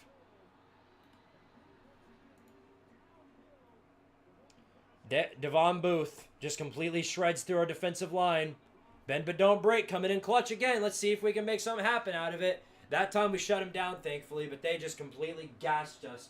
Just completely gashed us right there. So they're going to be at the 20. What in the world did he do to my pillow? Literally my pillow, because that is an actual my pillow.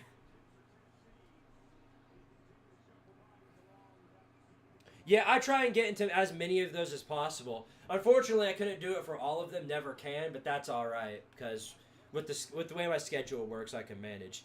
Second and 10 for Mississippi State at the 18-yard line. This is going to be a handoff up the middle. Touchdown. Untouched. Unfreaking touched. There wasn't a guy within the vicinity of him. Johnny Daniels, 18-yard rush, literally unfreaking touched. See, this is why I don't think we're beating Georgia. This is why I don't think we're beating Georgia. And I don't know why you guys keep giving updates in the live chat. Can you not see? I'm literally watching the game right here. You don't need to update me on it. I'm sorry. I'm salty. I'm really, really salty right now.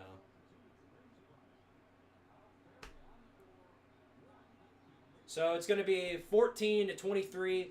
Tennessee has a 9-point lead on the worst team in the SEC.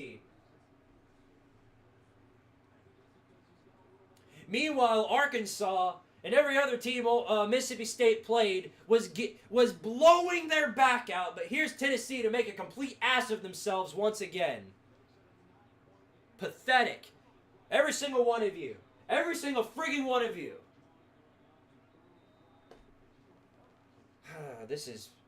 I'm salty, chat. I'm salty.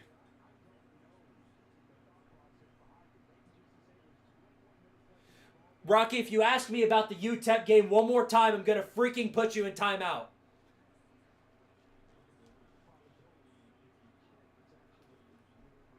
I'm sorry, dude. I'm not covering the game.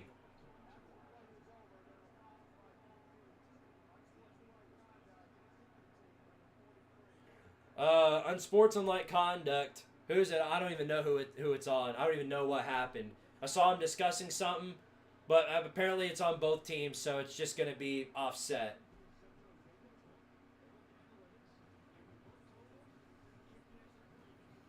We struggle with state too. It's okay. Yeah.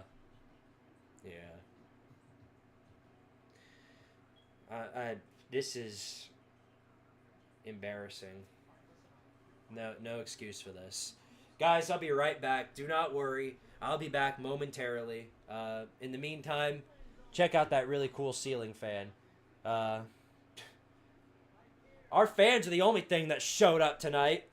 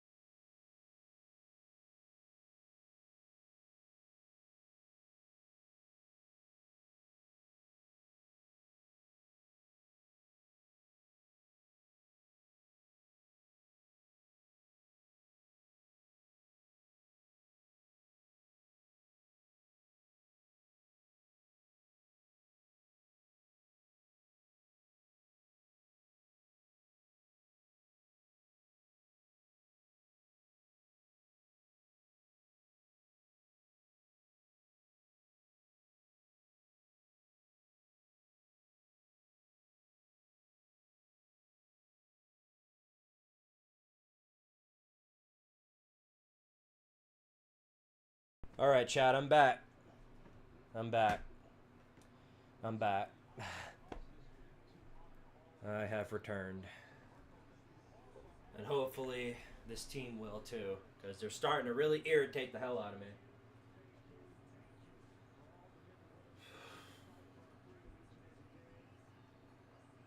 0-5 in the SEC, 2-7 overall. Toledo went on the road and dragged them across the field. Literally dragged their balls throughout the entirety of that Cowbell Stadium. Here they are coming into Neyland Stadium on homecoming at night, and we're beating them by 9 points.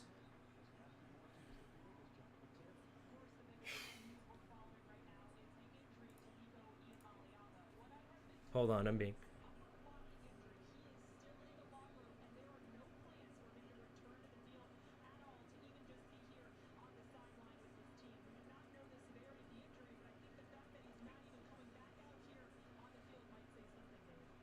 So, Nico, to put it in perspective, Nico's in the locker room right now. He's not coming back out throughout the rest of the game, and they're saying it's pretty bad. Gaston Moore rolling out of the pocket. Flag comes out. He throws. Caught! Great catch, great throw by Gaston Moore, but it's not going to matter because it's coming back. Some dumbass held again. Some dumb shit on the O-line held again, as per the norm.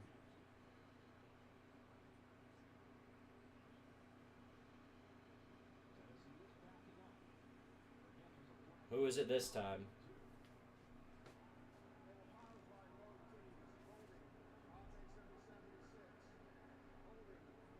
Well, that's a relief. That's a relief. It's holding on both sides. Mississippi State held too. What a relief, huh? The penalty's offset, so it's going to be first down Tennessee.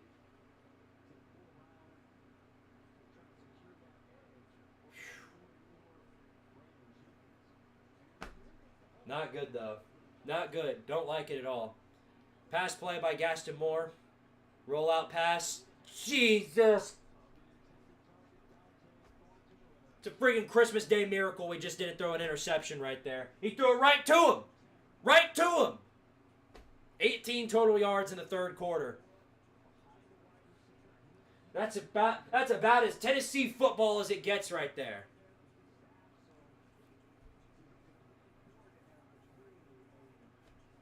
Second and 10.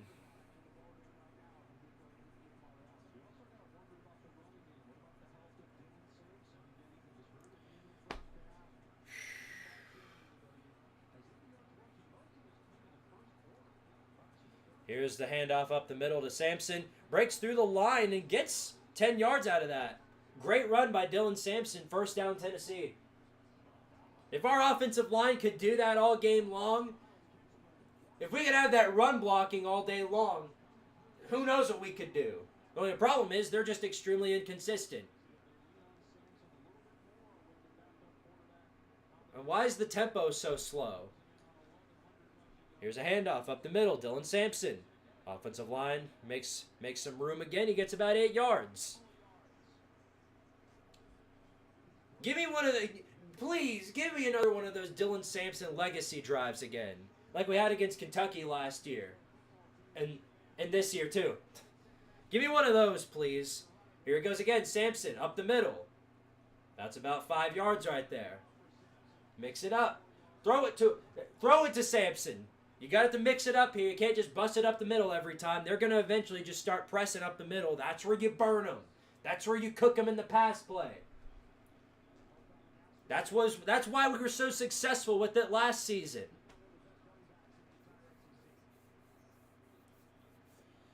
First and 10, Tennessee, handoff. Dylan Samson right up the middle again, and that time it goes for about 5 yards. But why in the hell are we doing it again? You've done it 3 damn times in a row. Time to move to something else. Because it's gonna be third down and 5 before you know it. Here we go, 2nd and 5. Now we're passing, thank goodness. Gaston Moore finds a wide open man and Dante Thornton on the outside on the sideline, complete for about 6 or 7 yards. First down Vols. Thank you. Please, mix it up. Mix it up. I think it's time to air it out. Not even that. Just mix it up. You gotta have more than 2 plays at a time. First and 10 for Tennessee. I'd say we're well past midfield. Dante Thornton's on the sideline. Now another freaking injury. Run on the outside by Dylan Samson. Breaks through the coverage, breaks through the hole, and he is gone. Dylan Samson takes it to the end zone. All the way home, breaks a couple of tackles, and gets all the way home. Touchdown, Tennessee. Dylan Samson puts the Vols back on top by, what is it now? 16 points. Good stuff. Good stuff. We need that type of run block. We need that ferocity in this game and every other game we play from here on outward. Thank you. Good stuff. They're in a bad thing. Other than the fumbles, there ain't a bad thing you can ever say about Dylan Samson. Not a thing.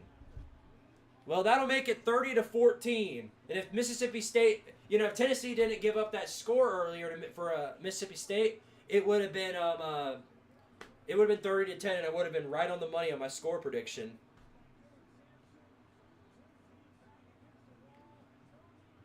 Well, there we go. There we go. That puts a little more peace in my mind, knowing that we've got the lead back. Yeah, this is, especially since some of these other games are sort of just disappointments. LSU can't get a freaking first down against Alabama, even though they just got one.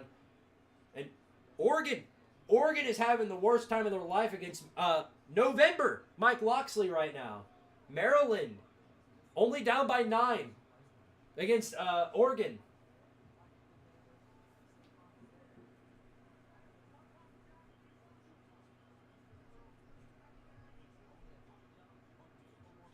Well, I'm currently trying to figure out what's going on with Nico. That's not gonna stop bothering me until I actually know what's going on.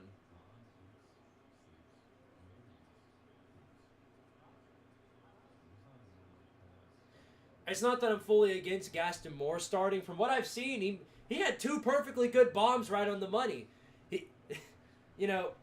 Nico's thrown the ball deep 2 times too, and he connected one. And then the other one was way overthrown. He connected 2 bombs, which would have been caught if it weren't for the pass interference penalties.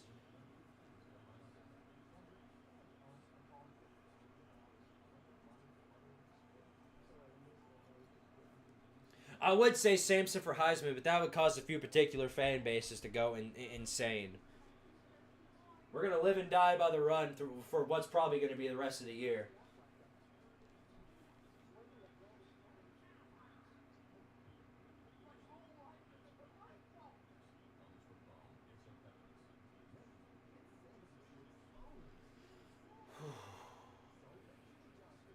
Kansas beat Iowa State.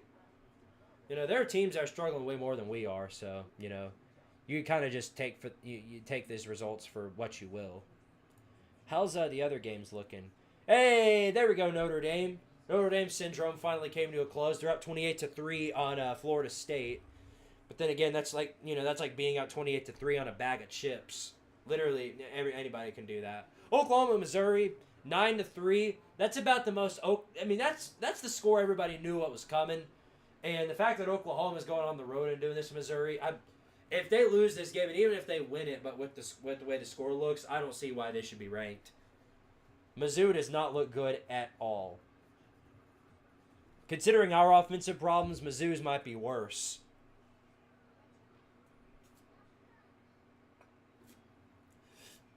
But it's not a lack of talent or boneheaded turnovers that are screwing over this offense.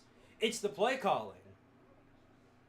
This has been some of the weakest play calling I've seen all season. This game, if we just mix up the play calling just a little bit more, this game's over. It's over. Well, yeah, there are a lot of teams struggling, though. Pittsburgh's only up by 6 on Virginia. Boise State tied with Nevada. Or Nevada, whichever one you want to call it. Nonetheless, Boise State is tied with that team. So, way worse. Miami falling off to the same team 2 years in a row is the highlight of the day. Yeah, there's no telling who's going to be clown of the week. But it's looking like it's going to be them. But, I mean, Iowa State looked horrible, too. Iowa State got destroyed by Kansas. So, it probably could be them. I'll run another poll, see what you guys think, but I'll mostly leave it up to my Patreon people. Anyway, 1st and 10, man in motion for Mississippi State. Of course, they're starting at the 25-yard line. Tennessee looked like they're bringing the blitz. They're not. It's going to be a throw over the middle. Bullet pass incomplete. Guy almost picked it off. Almost picked it off. Whew.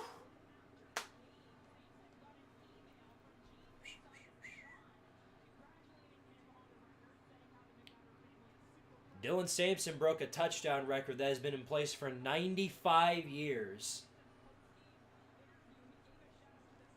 2nd and 10. Man in motion for State. Van Buren back to pass. It's going to be a play action. He's going to throw a slant over the middle, complete for a 1st down. There is a flag on the play, though. Looked like a late flag. Could be on the. Could be in the secondary. Looking like that's what it's going to be. I don't think it's a hold.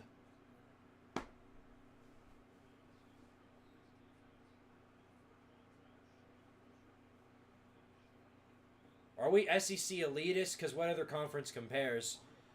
I mean, I don't know.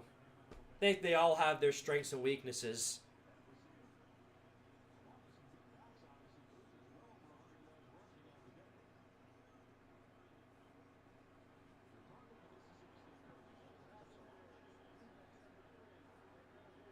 Pass interference. Well, that's something right there. Pass interference on Tennessee. That's another really, really ticky-tacky penalty right there. Not sure I'm following that one.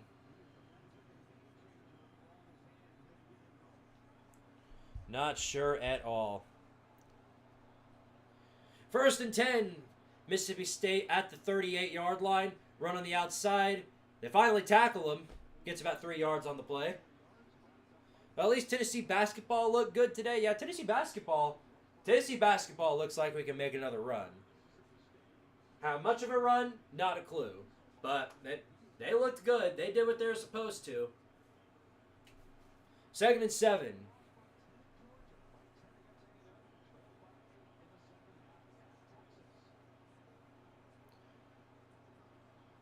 Man in motion for State. Going to be a handoff up the middle. Once again, he breaks a tackle.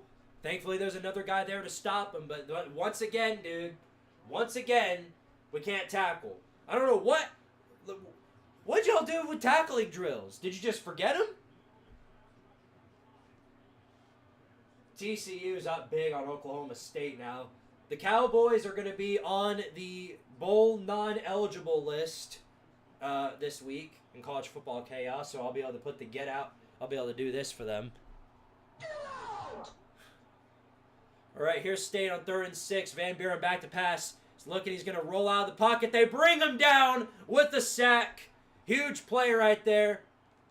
What a sack. What a play. Good stuff.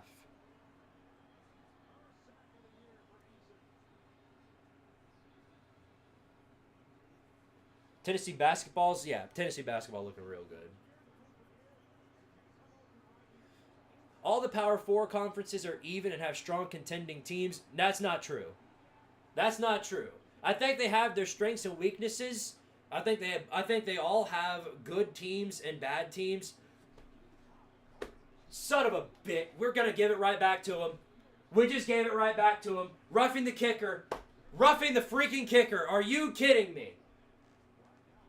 You're kidding me.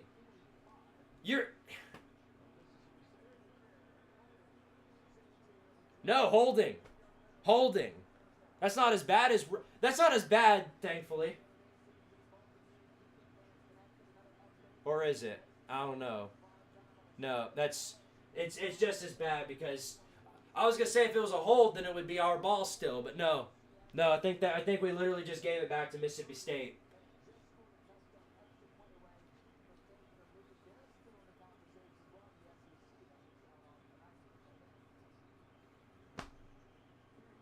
Thank goodness. Never mind. We got the ball. But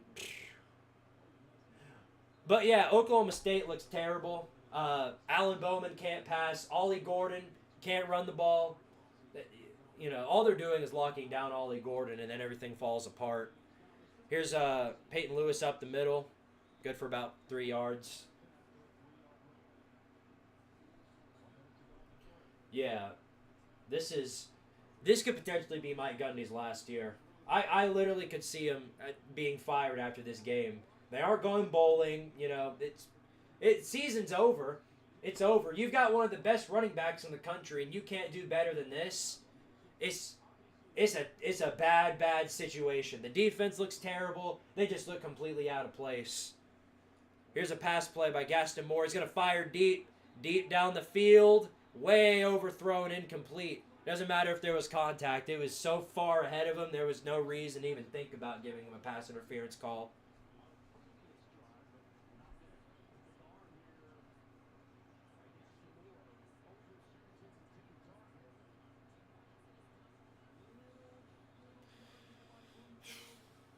Yeah, no, that's really bad. Because I thought Gaston was going to be able to start hitting people on the money, but I guess I was wrong on that. He overthrows just as bad as Nico does. Georgia and Tennessee next week just might as well just start exchanging defensive drives, seeing which defense can eventually score for the offense. That's what it's going to be. Nobody's going to be able to score in that game.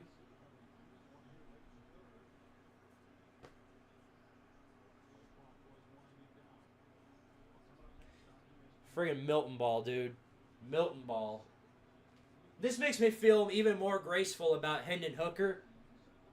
Because we all, for years, we thought this was a Joe Milton problem. That all he does is overthrow, and he's the only one that does it on a consistent basis. But Nico and Gaston Moore have learned from the best and have done the exact same thing, just overthrowing constantly. Georgia, Tennessee, first to score wins. Yeah, that's right. They should do it like the NFL. In overtime, whichever team scores first is the winning team.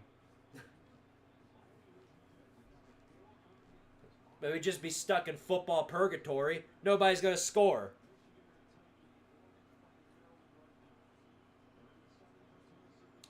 Third and 7 for Tennessee, deep in their own territory. Expect them to wave the white flag right here. 100% expecting a run up the middle by Dylan Samson. That's their goal. They're just giving the ball back to State. They're not going to pass here. They're not. They're not going to do it. Well, I'll be darned, they're passing well. Here's Gaston Moore. He's going to try to run it for himself. No, now he's going to throw it late. And they're calling contact. It's going to be another pass interference for Mississippi State. We're living and dying by ref ball. We're literally living and dying by freaking ref ball. LSU might actually make this game interesting now. They're at 2nd and goal. Here's Nuss back to throw. He's going to throw it over them. Never mind. I take that back. He just threw an interception. Actually, I think they lucked out. I think somebody called a timeout in that game. Nope. Alabama ball. Wow. Threw it straight to the guy. Threw it straight to the DB. I don't know what he was doing there. Anyway, here's Gaston Moore, handoff up the middle. How about Peyton Lewis? Breaks a few tackles on the way to another first down, Tennessee. I can't understand why we just keep running it up the middle. We got a State player down. Helmet's off, too. Don't hear anybody booing, which is I wouldn't say a good sign. Nothing about injuries are good. Nothing at all. LSU falling apart. Yeah, that was a horrible interception. And they were at the goal line, too. And there's nothing as momentum breaking as that right there. Imagine telling that to the fan bases a couple of years ago. No, that's in 2022. If you had told me that Tennessee was going to struggle to get a first down the next 2 years, I would have laughed in your face. I would have literally pointed at you and started laughing at you. You were right, though. To all the naysayers, the last 2 years who are right about our offense taking just a steep fall off after Hendon Hooker, you were right. Luckily, Tim Banks, after the crap he pulled back in 22, got the team together, rallied up an incredible defense, and that's the story this season. This defense is insanely good. And they're incredible. They're keeping us in these games. They're winning us all of these games that otherwise we wouldn't.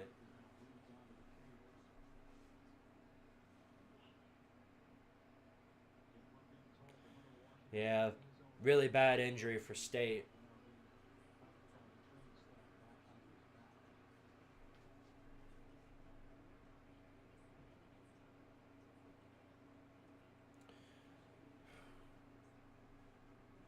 Not a good sign for him. Not a good sign at all. Not gonna lie, Carson Beck looks like a Hotel Transylvania villain. There are a lot of things. I've seen people compare him to Beavis and Butthead. I like how us Tennessee fans have went from complaining about losing to complaining about winning. Can't argue with that. 3 years. You're talking Jeremy Pruitt era. If we were up by 16 on anybody in the year, I would have been sitting here jumping around celebrating. The expectations for Tennessee have definitely shifted after 4 years of Josh Heupel. I will say that much.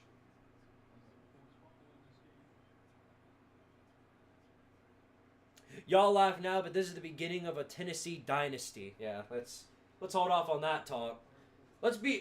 If we can beat Georgia this year, maybe I'll start believing that. But I have no clue. I got no clue about how that's going to go.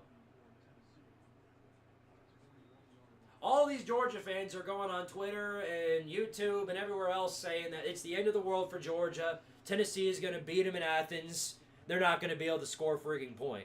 And the only thing I can think of when I think of that is the same thing Arkansas fans did throughout the entire week, which is basically just, be pessimistic all week. We're not going to score a single point on Tennessee. It's the end of the world. They're going to blow us out by 500 points. And then what happens? We go in and lose.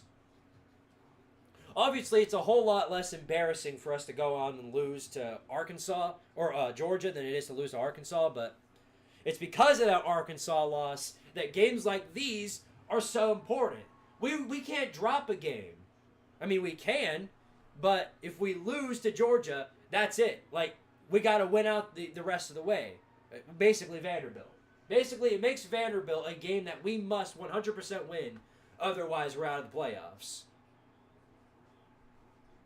Did you catch any of the West Virginia game today? Almost blowing another game? Yeah, I did catch that. It was a back-and-forth game and a great win by Neil Brown. I don't get it. Neil Brown looks like he's about to get fired, and then the following week he comes out and West Virginia beats up on a team that nobody expected him to win against. So I'd say by this point, because Neil Brown has a winning record at 5-4, he's kept his job for another year. I can't see West Virginia firing him.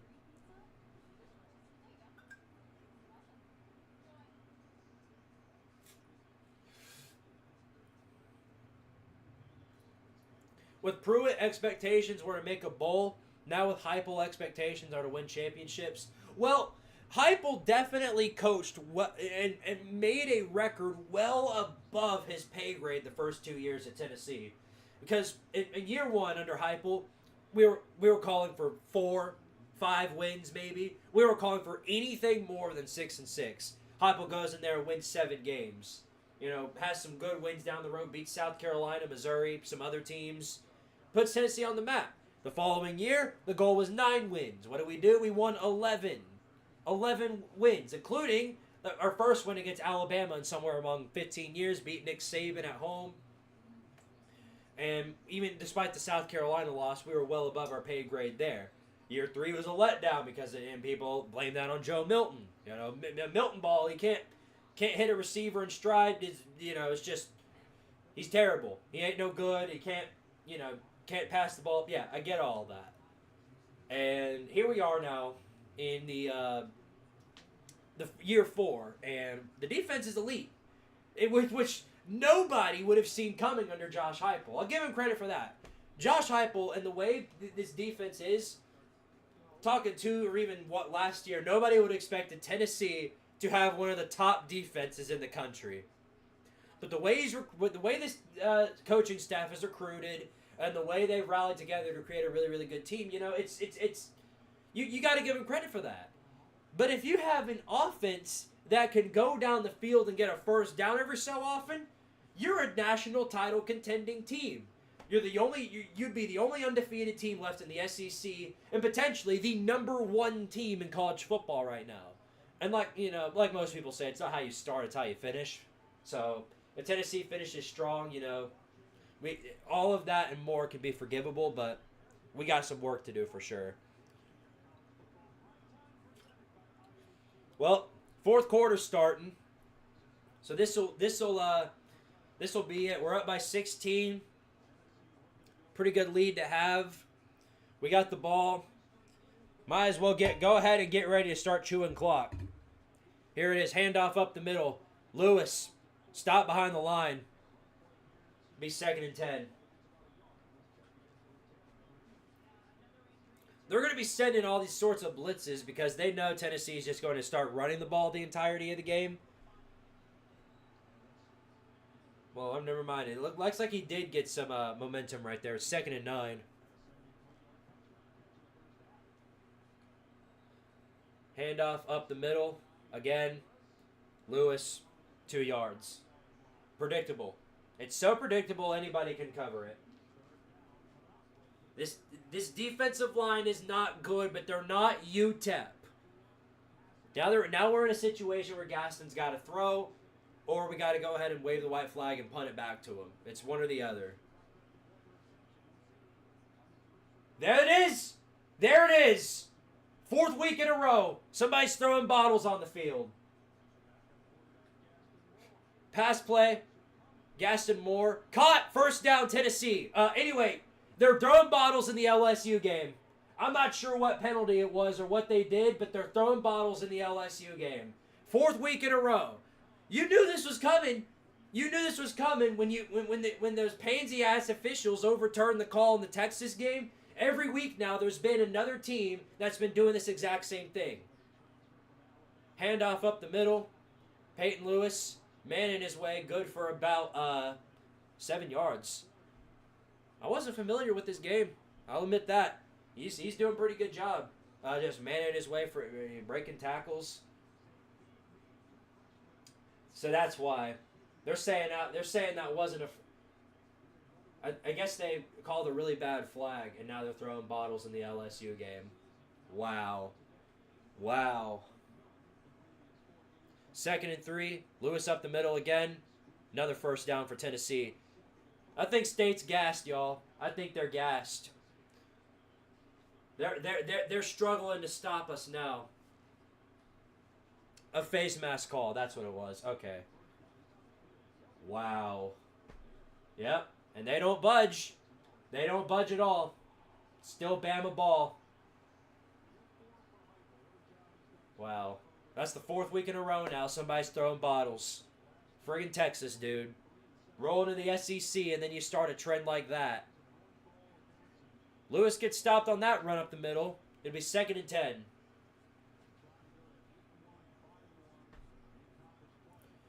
Let's see. West Virginia secondary compares to the Southwest Texas-Mexico border. I'm guessing that's a bad thing from the sound of the way you're describing it.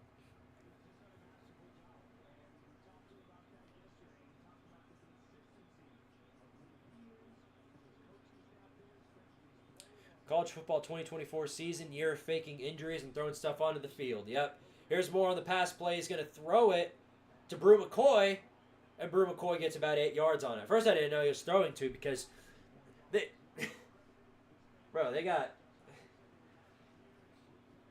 must have an intern as a cameraman, dude, because he is not performing to par. Get me out there. I've filmed games before. I know how to turn a camera and pan it down.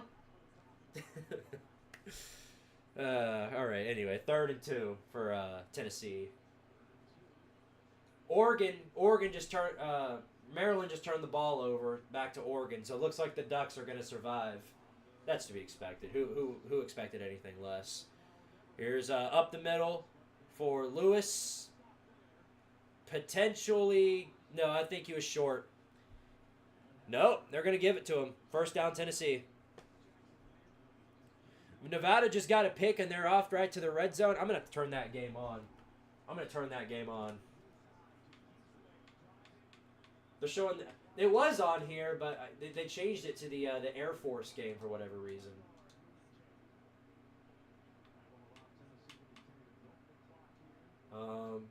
Here, I like this one better, honestly. I'm gonna leave it right here.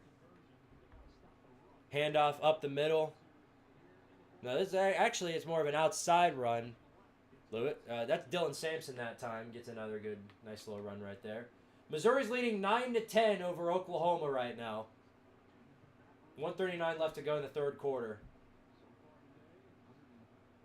I think they got Drew Pine in the game now.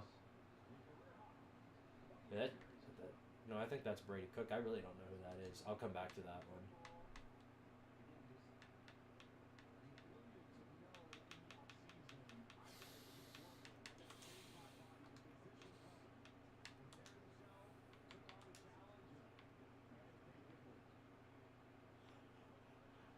Second and 5 for Tennessee. Handoff, another one. This is going to be an outside run. Dylan Sampson, 3 yards maybe. No, more like 2. It's going to be third and short again.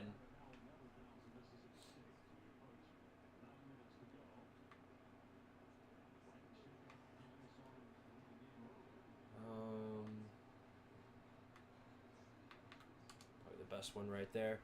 I want to be able to watch that and then the LSU Bama game as well. So that's probably going to be this one. Yeah, Boise State's in big trouble. I'll say that much. Third down and 3. Here's another up the middle. And that one's completely stuffed. That's a loss of 2, so it's going to be fourth down and 5. And if Tennessee has any sense, they might as well just go ahead and kick the field goal. Probably was their plan all along. I guess Bama's going to the playoffs. More than likely, it looks like 10-2. They're probably going to make the playoffs. Heard Nico got hurt. How bad was it? No telling. No telling at all. Some are saying it's a season-ending injury. Some are saying that he'll be back next week for the Georgia game. Literally nobody has a clue. Here's a 38-yard field goal attempt by Max Gilbert. Can he go 4 for 4? Here it is. The snaps, the hold, the kick, and right through the upright. It is good. Max Gilbert goes 4 for 4. Complete mirror image of last week.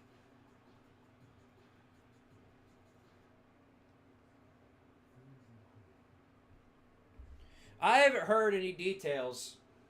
Nobody official has reported on the injury thing. It changes with like every 2 seconds. Looks like Boise State 21-14. And they're showing a shirtless guy, and that's really disturbing. At least show a 6-pack if you're gonna go show some shirtless guy. Nobody wants to see that big old beer belly, and I know that because I've got one. All the candy corn I ate this past week took a toll on me.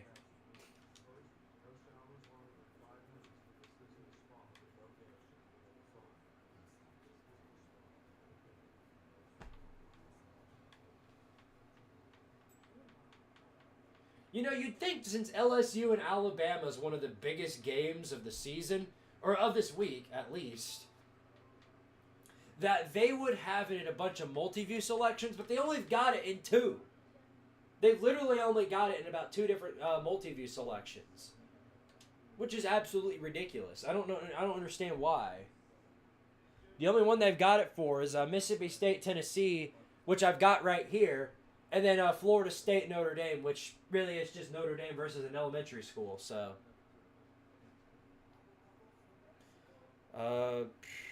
Vols lead by 2 touchdowns. Sit Samson down. You will need him next week. Yeah, he went down for a little bit, but he's fine. But yeah, now that we're up by 2 touchdowns, I think I think it's safe to go ahead and set Samson out for the rest of the game. Might as well. Let the defense take care of business, like you've been doing. Now, are we 100% sure Mercer doesn't upset Bama? Hey, Oklahoma. Don't forget about them. Oklahoma and Auburn. Woo, Auburn. Woo. Good Lord. Well, that's a darn shame. LSU is just getting completely mollywopped by Alabama. And that really is disappointing. That one was supposed to be a really good game. I gotta turn that game on. I gotta turn this one. UCF Arizona State. 31-35 UCF. 4th and 2 at the UCF 33-yard line. I gotta turn that one on. I want to see the end of that one. Forget the Bama game. It's pointless. It's a pointless endeavor. Holy War starting in about 7 minutes. That's gonna be a fun one.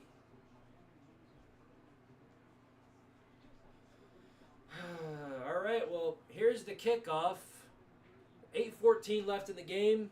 Mississippi State's going to have to go into desperation mode in order to come back in this one. We've kept the streak alive so far of no offense scoring more than 19 points. If State scores a touchdown, though, that's going to break. There will officially have been a team that would have scored 20 points on Tennessee, so we'll see how that goes. Freeze is too dumb to win anything. Hard to argue with that. That's a pretty good argument.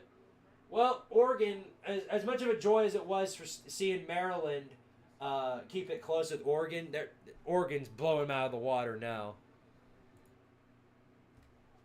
LSU's officially eliminated from playoff contention. Yeah, they were.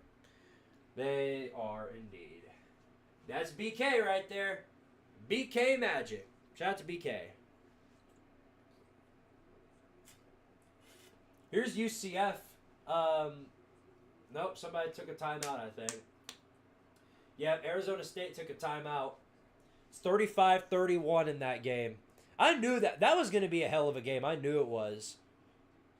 Let me see the stats right here. I want to check something. I will say, though, I didn't realize Cam Skibbity wasn't going to be playing in this game. I didn't know Cam Skibbity was out. I did not know that at all. And that's why I'm surprised that Arizona State's up right now, 35-31. I'm checking out his stats right here. I don't see anything for Arizona State. And after 161 passing yards and 87 rushing, like, you'd think with stats like that, they would be down by multiple scores. That's hilarious. I mean, compare that to Tennessee's stats. That's way worse. I mean, that's way worse than Tennessee's. Tennessee has 200 yards passing and 200 rushing. That's way worse than the Vols. How do they have more points than we do? Here's Arizona. Here's UCF going for the... Oh! Off his hands, incomplete. Hold on.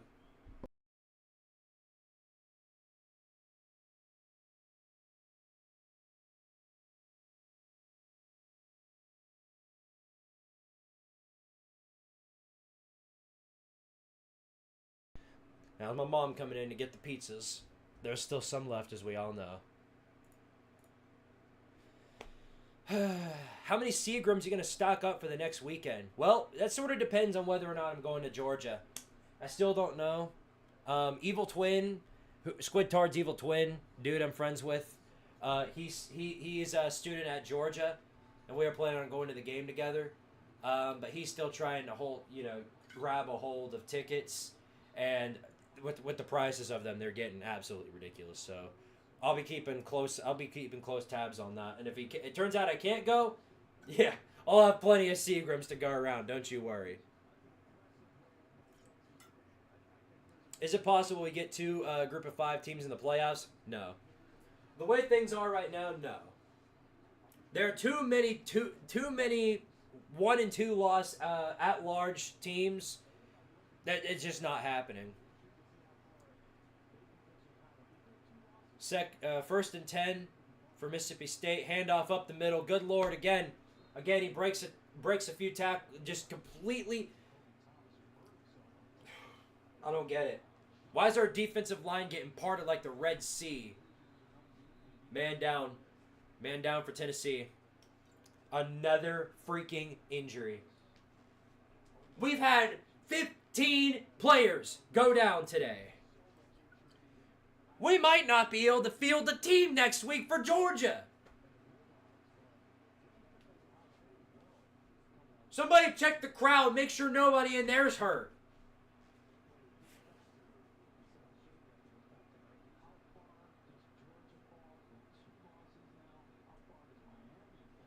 Squid, you are playing the worst defense in D1 NCAA football. Yep, here we go already. Already with the Mississippi State's the worst team in all college football history. Stay humble. You hear me bragging? You hear me bragging right now? I haven't bragged about one thing in this game all freaking game long. Get the voices out of your head. Sorry. I'm salty. Hopefully that dude's okay. Number 8 in our team on the defense.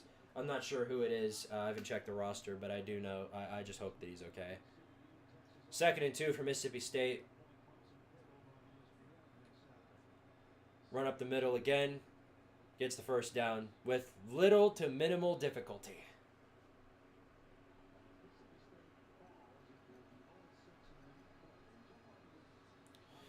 Just ain't deep enough. I mean, we've got a deep roster. I just don't think, with as many players as we have getting injured, it's just, are we going to be able to field a freaking team next week? 2nd down for Mississippi State. That's a lot. No, it wasn't quite a loss. It was only about a 1-yard gain.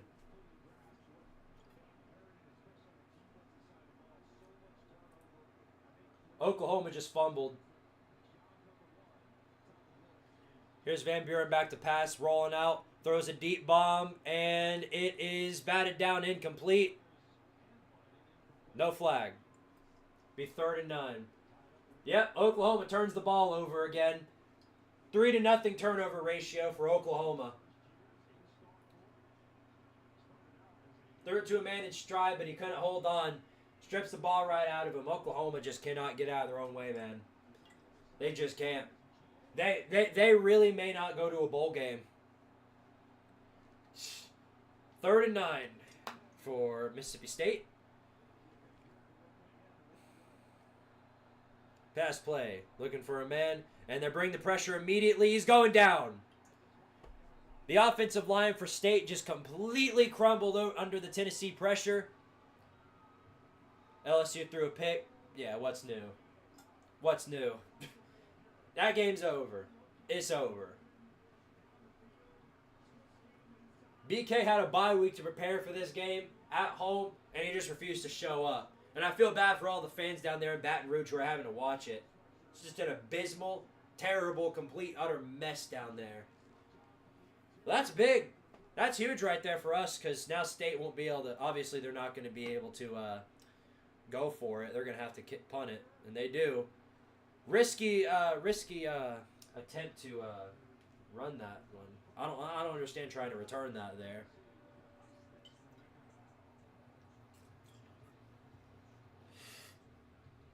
Whew.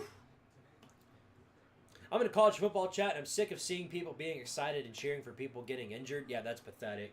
That's pathetic. Sounds like you need to leave that group chat. Yeah. I can tell you I am 100% on leaving group chats where there's a person in there that's rooting for people being injured. 100% on that.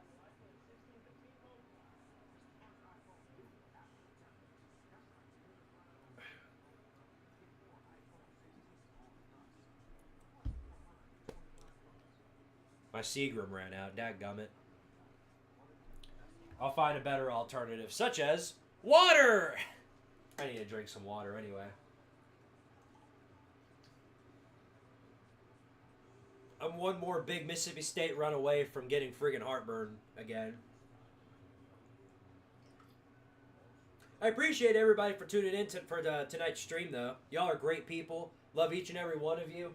And I love all the support that you guys have given to this channel.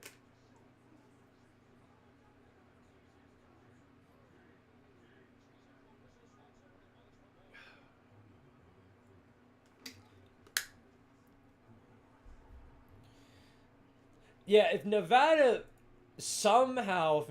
pulls this off and grabs the upset over Boise State, then pretty much everything we've known about the Group of Five gets flipped on its head. Because that probably means Army. Army's going to be that team. Army's going to, and that would be amazing for whichever team lands the 5 seed.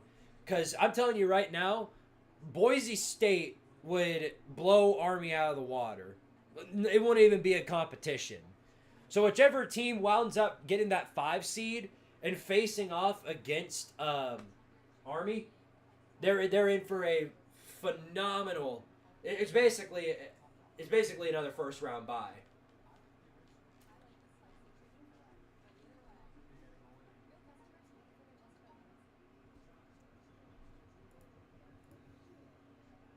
This is the thing with the 12-team playoff that makes it so special. All of these teams that, where people were mad about, just give them a chance. Just give them a chance to prove themselves. They're going to get to go out there and prove themselves. It's not going to matter in the end because I think Army, whichever team they play in the playoffs, is going to get blown out. But they'll have a chance.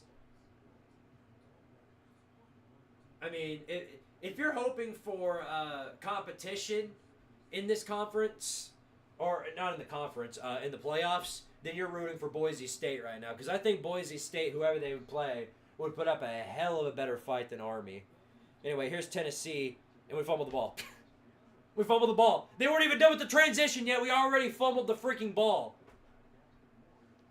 Thank the Lord Tennessee recovered. That would have been all the reason in the world for Mississippi State to get back into the game. There's that heartburn coming. I can feel it right now.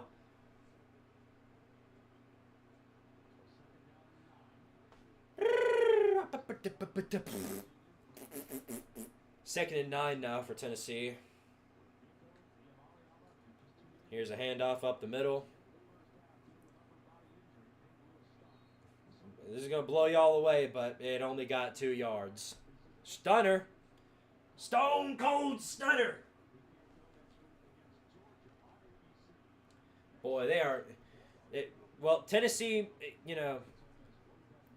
pending they hold on here, that Tennessee-Georgia game, that's going to be the game of the week right there.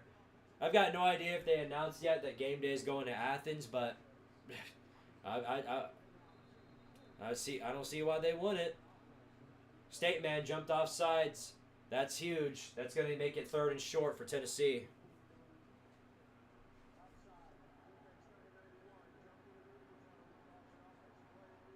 No lead is good enough in this conference, Vin. No lead is good enough. Boise State could honestly beat someone. Yeah, if they're on, they're on. I think we can all agree on that.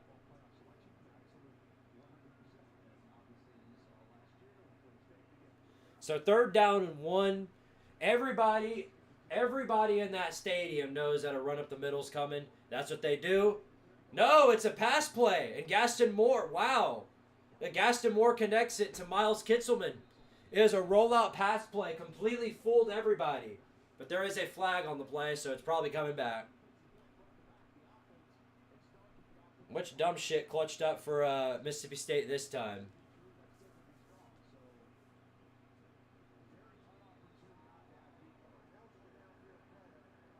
No, even better, an eligible downfield player. Oh my gosh, it's freaking wonderful. Like, this is...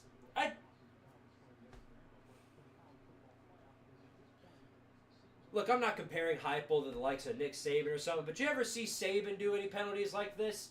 It's year 4 under Josh Heupel and year 7 or so as him being a head coach. I don't understand why these penalties are still happening. I don't get it at all. Not one bit. Now it's going to be 3rd and 6 for Tennessee, and they're going to have to redo whatever they did, and they're probably just going to wave the white flag here and run it up the middle again. Yep, they do exactly that. Run it up the middle, no gain. Freaking pathetic, just weak-ass fucking play calling. Once again, just so damn weak. We're up by 19, I know. We're up by 19. We're probably going to hold on in this game. Knock on wood, but I'm really starting to get fed up with just the lack of creativity. It's so weak, and maybe I'm just mad. Maybe I'm just salty that we aren't looking like the team that I wanted us to look like. In all honesty, I should put my salt away because this is about... I mean, I picked Tennessee to beat Mississippi State by 20, and they're beating them by 19. So, pretty much right around where I expected them to be.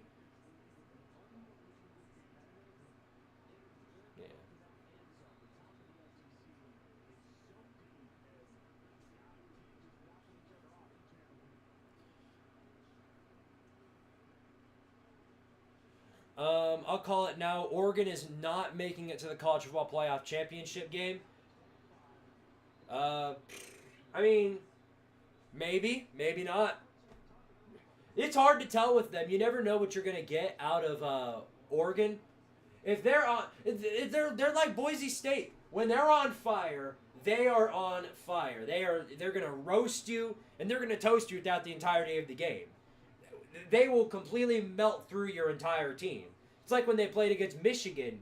They completely dominated throughout the entirety of the game. If they play like that, they're going to beat anybody in the country. And that's what you're going to have to do. If they play like they did today, though, I'm not so sure.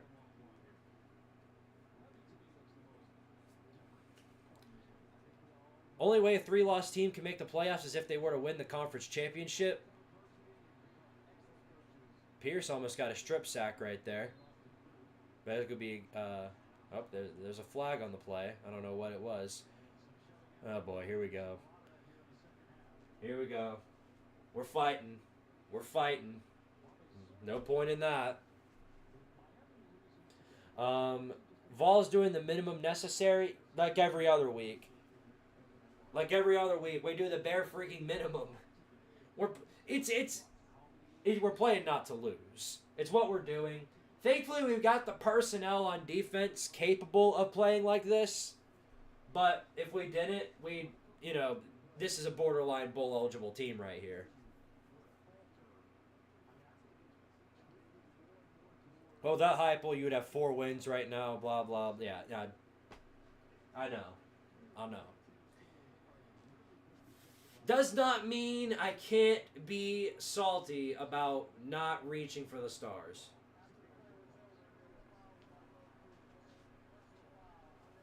Unnecessary roughness.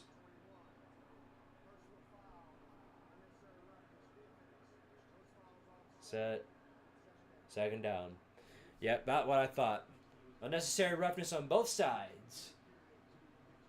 The next drive, Mississippi State gets a scoop and score, and then they get a pick 6, and then they get another scoop and score, winning the game and dethroning Tennessee.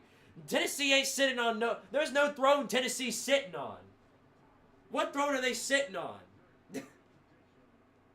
I wish we were on a throne.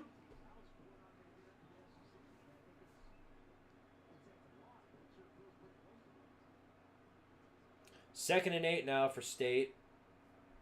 At the 26-yard line. Back to throw. They're bringing the pressure again. And James Pierce catches up to him and nails him down. It's going to be 3rd and long. Pierce is so good. He is. He's so good. He's not the guy you want to mess with. He ain't afraid to take you down.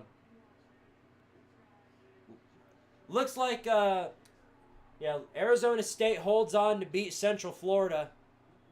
Tough break for the Barstool account, which is following me. Shout out to them, by the way. 3rd and 12.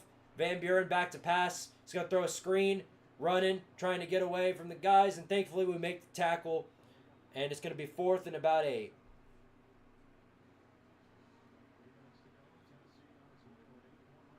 I want Indiana to beat Ohio State next week. That would be chaos. That would be chaos. That would be amazing if Indiana could pull off that win. 4th and 7 for State. We're bringing the blitz package. Or at least we're disguising like it. No, we are blitzing. They're bringing everything along the line, and he still won't get it off. He was able to get it off, but it's incomplete. And Tennessee is going to hold on to beat Mississippi State. It's a hard-fought win. I only had one F-bomb in the stream, so proud of my effort. Tennessee holds on, survives for another week. Survive and thrive, baby. Survive and thrive. We're 8-1. We're tied with one of the best records in the SEC. Everything's still in front of us. We've got Georgia next week, which could well determine whether or not we make the SEC championship. The fact that we're still in the fight for it this late in the season is definitely saying a lot. In fact, we're in the driver's seat. We're in the driver's seat for the SEC right now. I don't know if you guys know that or not, but Tennessee is literally in the driver's seat right now. And if we beat Georgia next week, we're pretty much in. We're pretty much in for it. Do a push-up. No.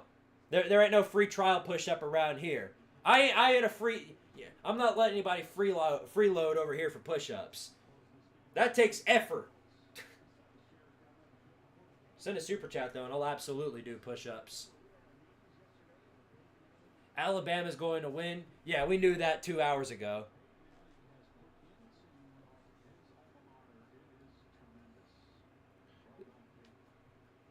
Congrats, you made the upset. Right. Well, feel good about this. You're going to, unless we score a touchdown here, you're going to cover. You're going to cover the spread. So, for the sad gamblers out there who are, spend most of their time gambling on sports, you're about to lose a bit of money. Sorry about that. Tough luck. Indiana going from 4-8 to 12-0. Oh my gosh. Well, hold on. Oklahoma just got a first down in Missouri. They're driving down the field. They're down by a touchdown against Mizzou, but they can tie it right here with 6 minutes left to go.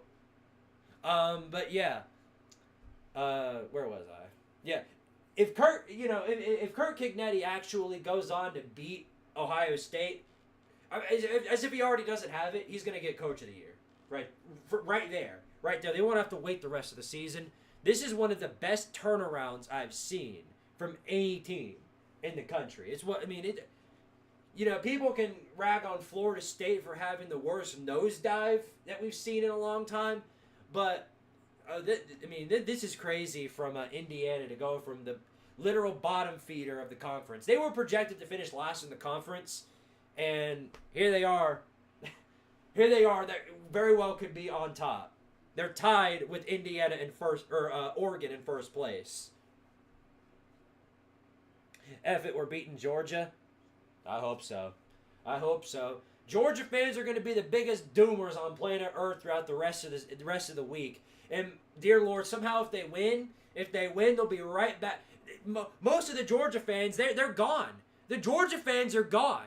There ain't a Georgia fan in sight. At least the ones that don't have YouTube channels, they're all on their 1 week mental health breaks. The moment they beat Tennessee, if they beat Tennessee, it'll be like the great wizard came out of nowhere and huck-a-doodly-doo, and suddenly they're back. They're back to themselves. They no longer need a mental health break. Their arm's not broken, their leg's not broken anymore. It's a complete miraculous miracle. They're back to full health, right back to running their mouth. It's literally going to be that all over again. So expect that if Tennessee somehow loses to Georgia.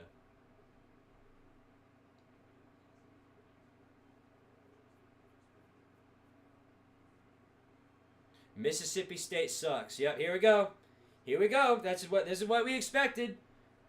8 worst teams in the country. Chattanooga. NC State. Kent State.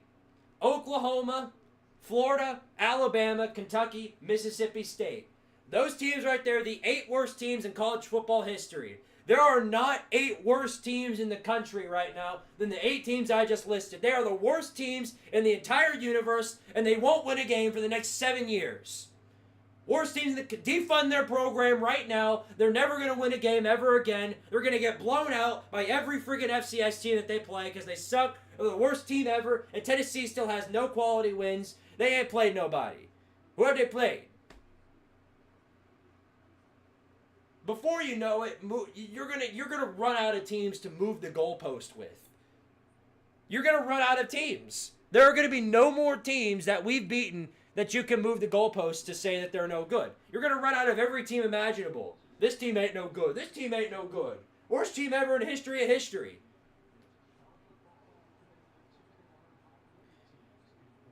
When will you understand that this is getting really stupid on your behalf?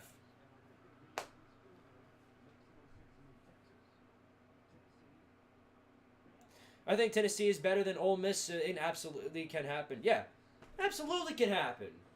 Tennessee has the defense capable of beating any team in the country. If their offense shows up for at least one part of the game, they can beat anybody in the country. We all know it. We all know it. Up the middle. That'll do it, probably. They just send, is that? No, that's Cam Seldon. They got Cam Seldon in the game now. Yeah, Bama. We knew Bama was going to win 3 hours ago at this point. It's no surprise. Carson Beck Heisman game coming next week. It would be against Tennessee if he pulled it off against somebody.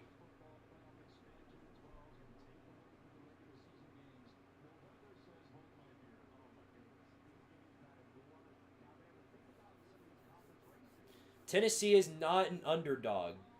What? Yes, they are.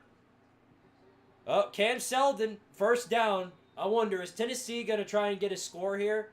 Oh, this would be bad news if you're... Well, if you're betting the under on this one, you're in big trouble now. You're in big trouble now. You're in big trouble. You're praying that Heupel shows some mercy. They're not going to do it. They're not. They're not. Yeah, we're taking a knee. That's good for everybody that bet the under. I'll say that much. And there we have it. Tennessee takes a knee. Vols beat Mississippi State. 8th win of the season. 3rd straight season with 8 or more wins. First time since 1995 through 2004. Another great season so far for Tennessee. Obviously, we've got the ceiling is still well up there for the Volunteers. Despite how mad they make me, I love this team, and I love the effort they put out on the field every single day. Now, whether or not they'll continue to hold on to that, we'll have to see. But hard to argue about a win. Hard to complain about it.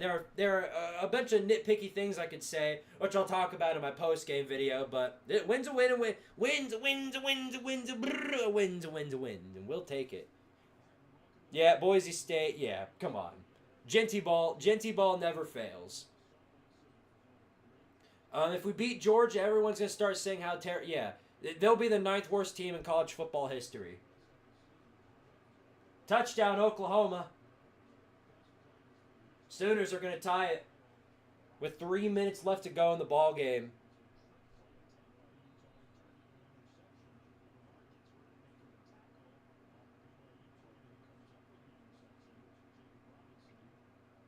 If you make the playoffs, it's 100% luck, and 100% you'll lose in the first round. Okay, buddy.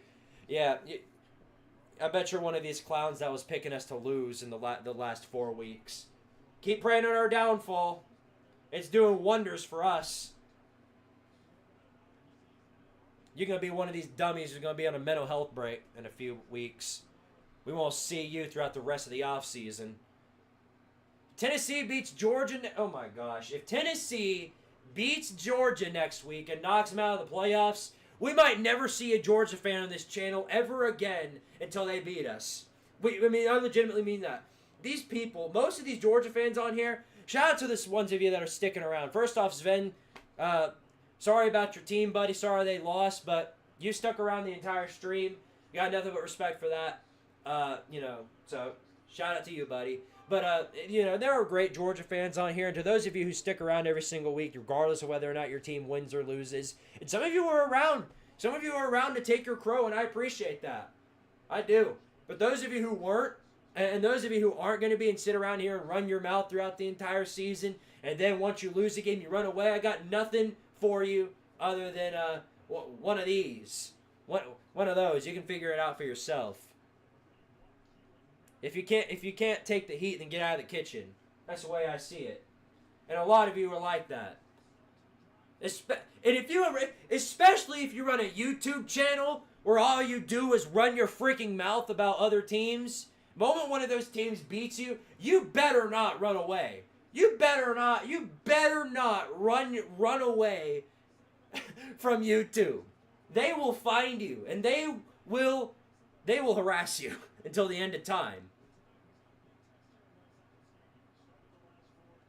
I don't know if it's stubbornness, just the inability to handle a loss, or just narcissism. Some people are just too narcissistic to say GG's to anybody. So, for those people, I got nothing to say for you. But we'll see. Reading the comments real quick before we skedaddle on out of here for tonight. Thanks for another good stream, Squid. Thank you for being a part of it.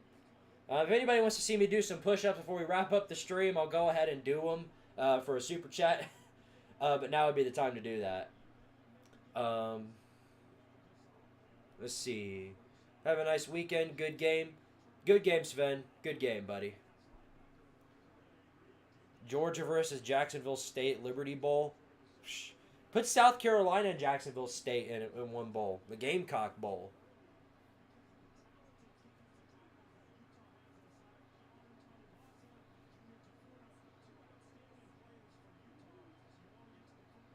I ain't freeloading. So, send a super chat if you want to see me do that. God, look at me. I freaking sound like one of these freaking OnlyFans chicks. What's wrong with me? How far have I fallen off the face of the earth? If you want to see me take my shirt off, go ahead and sub up to the Patreon page. If you want to see my beer belly, go ahead and sub up to the Patreon page. Hell, if we beat Georgia next week, I'll take off my shirt right now. I will literally take off my shirt and show off my beer belly to everybody on this stream. How to go from 20 viewers to 0 instantly.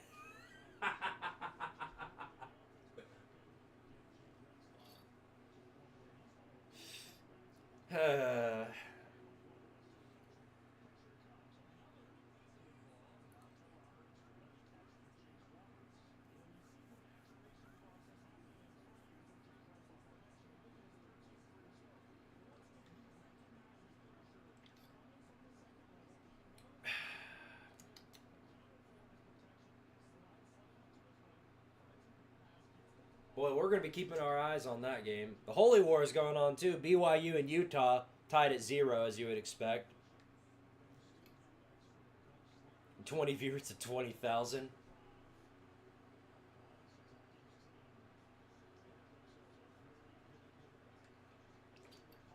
Shoot, I believe it. I believe it.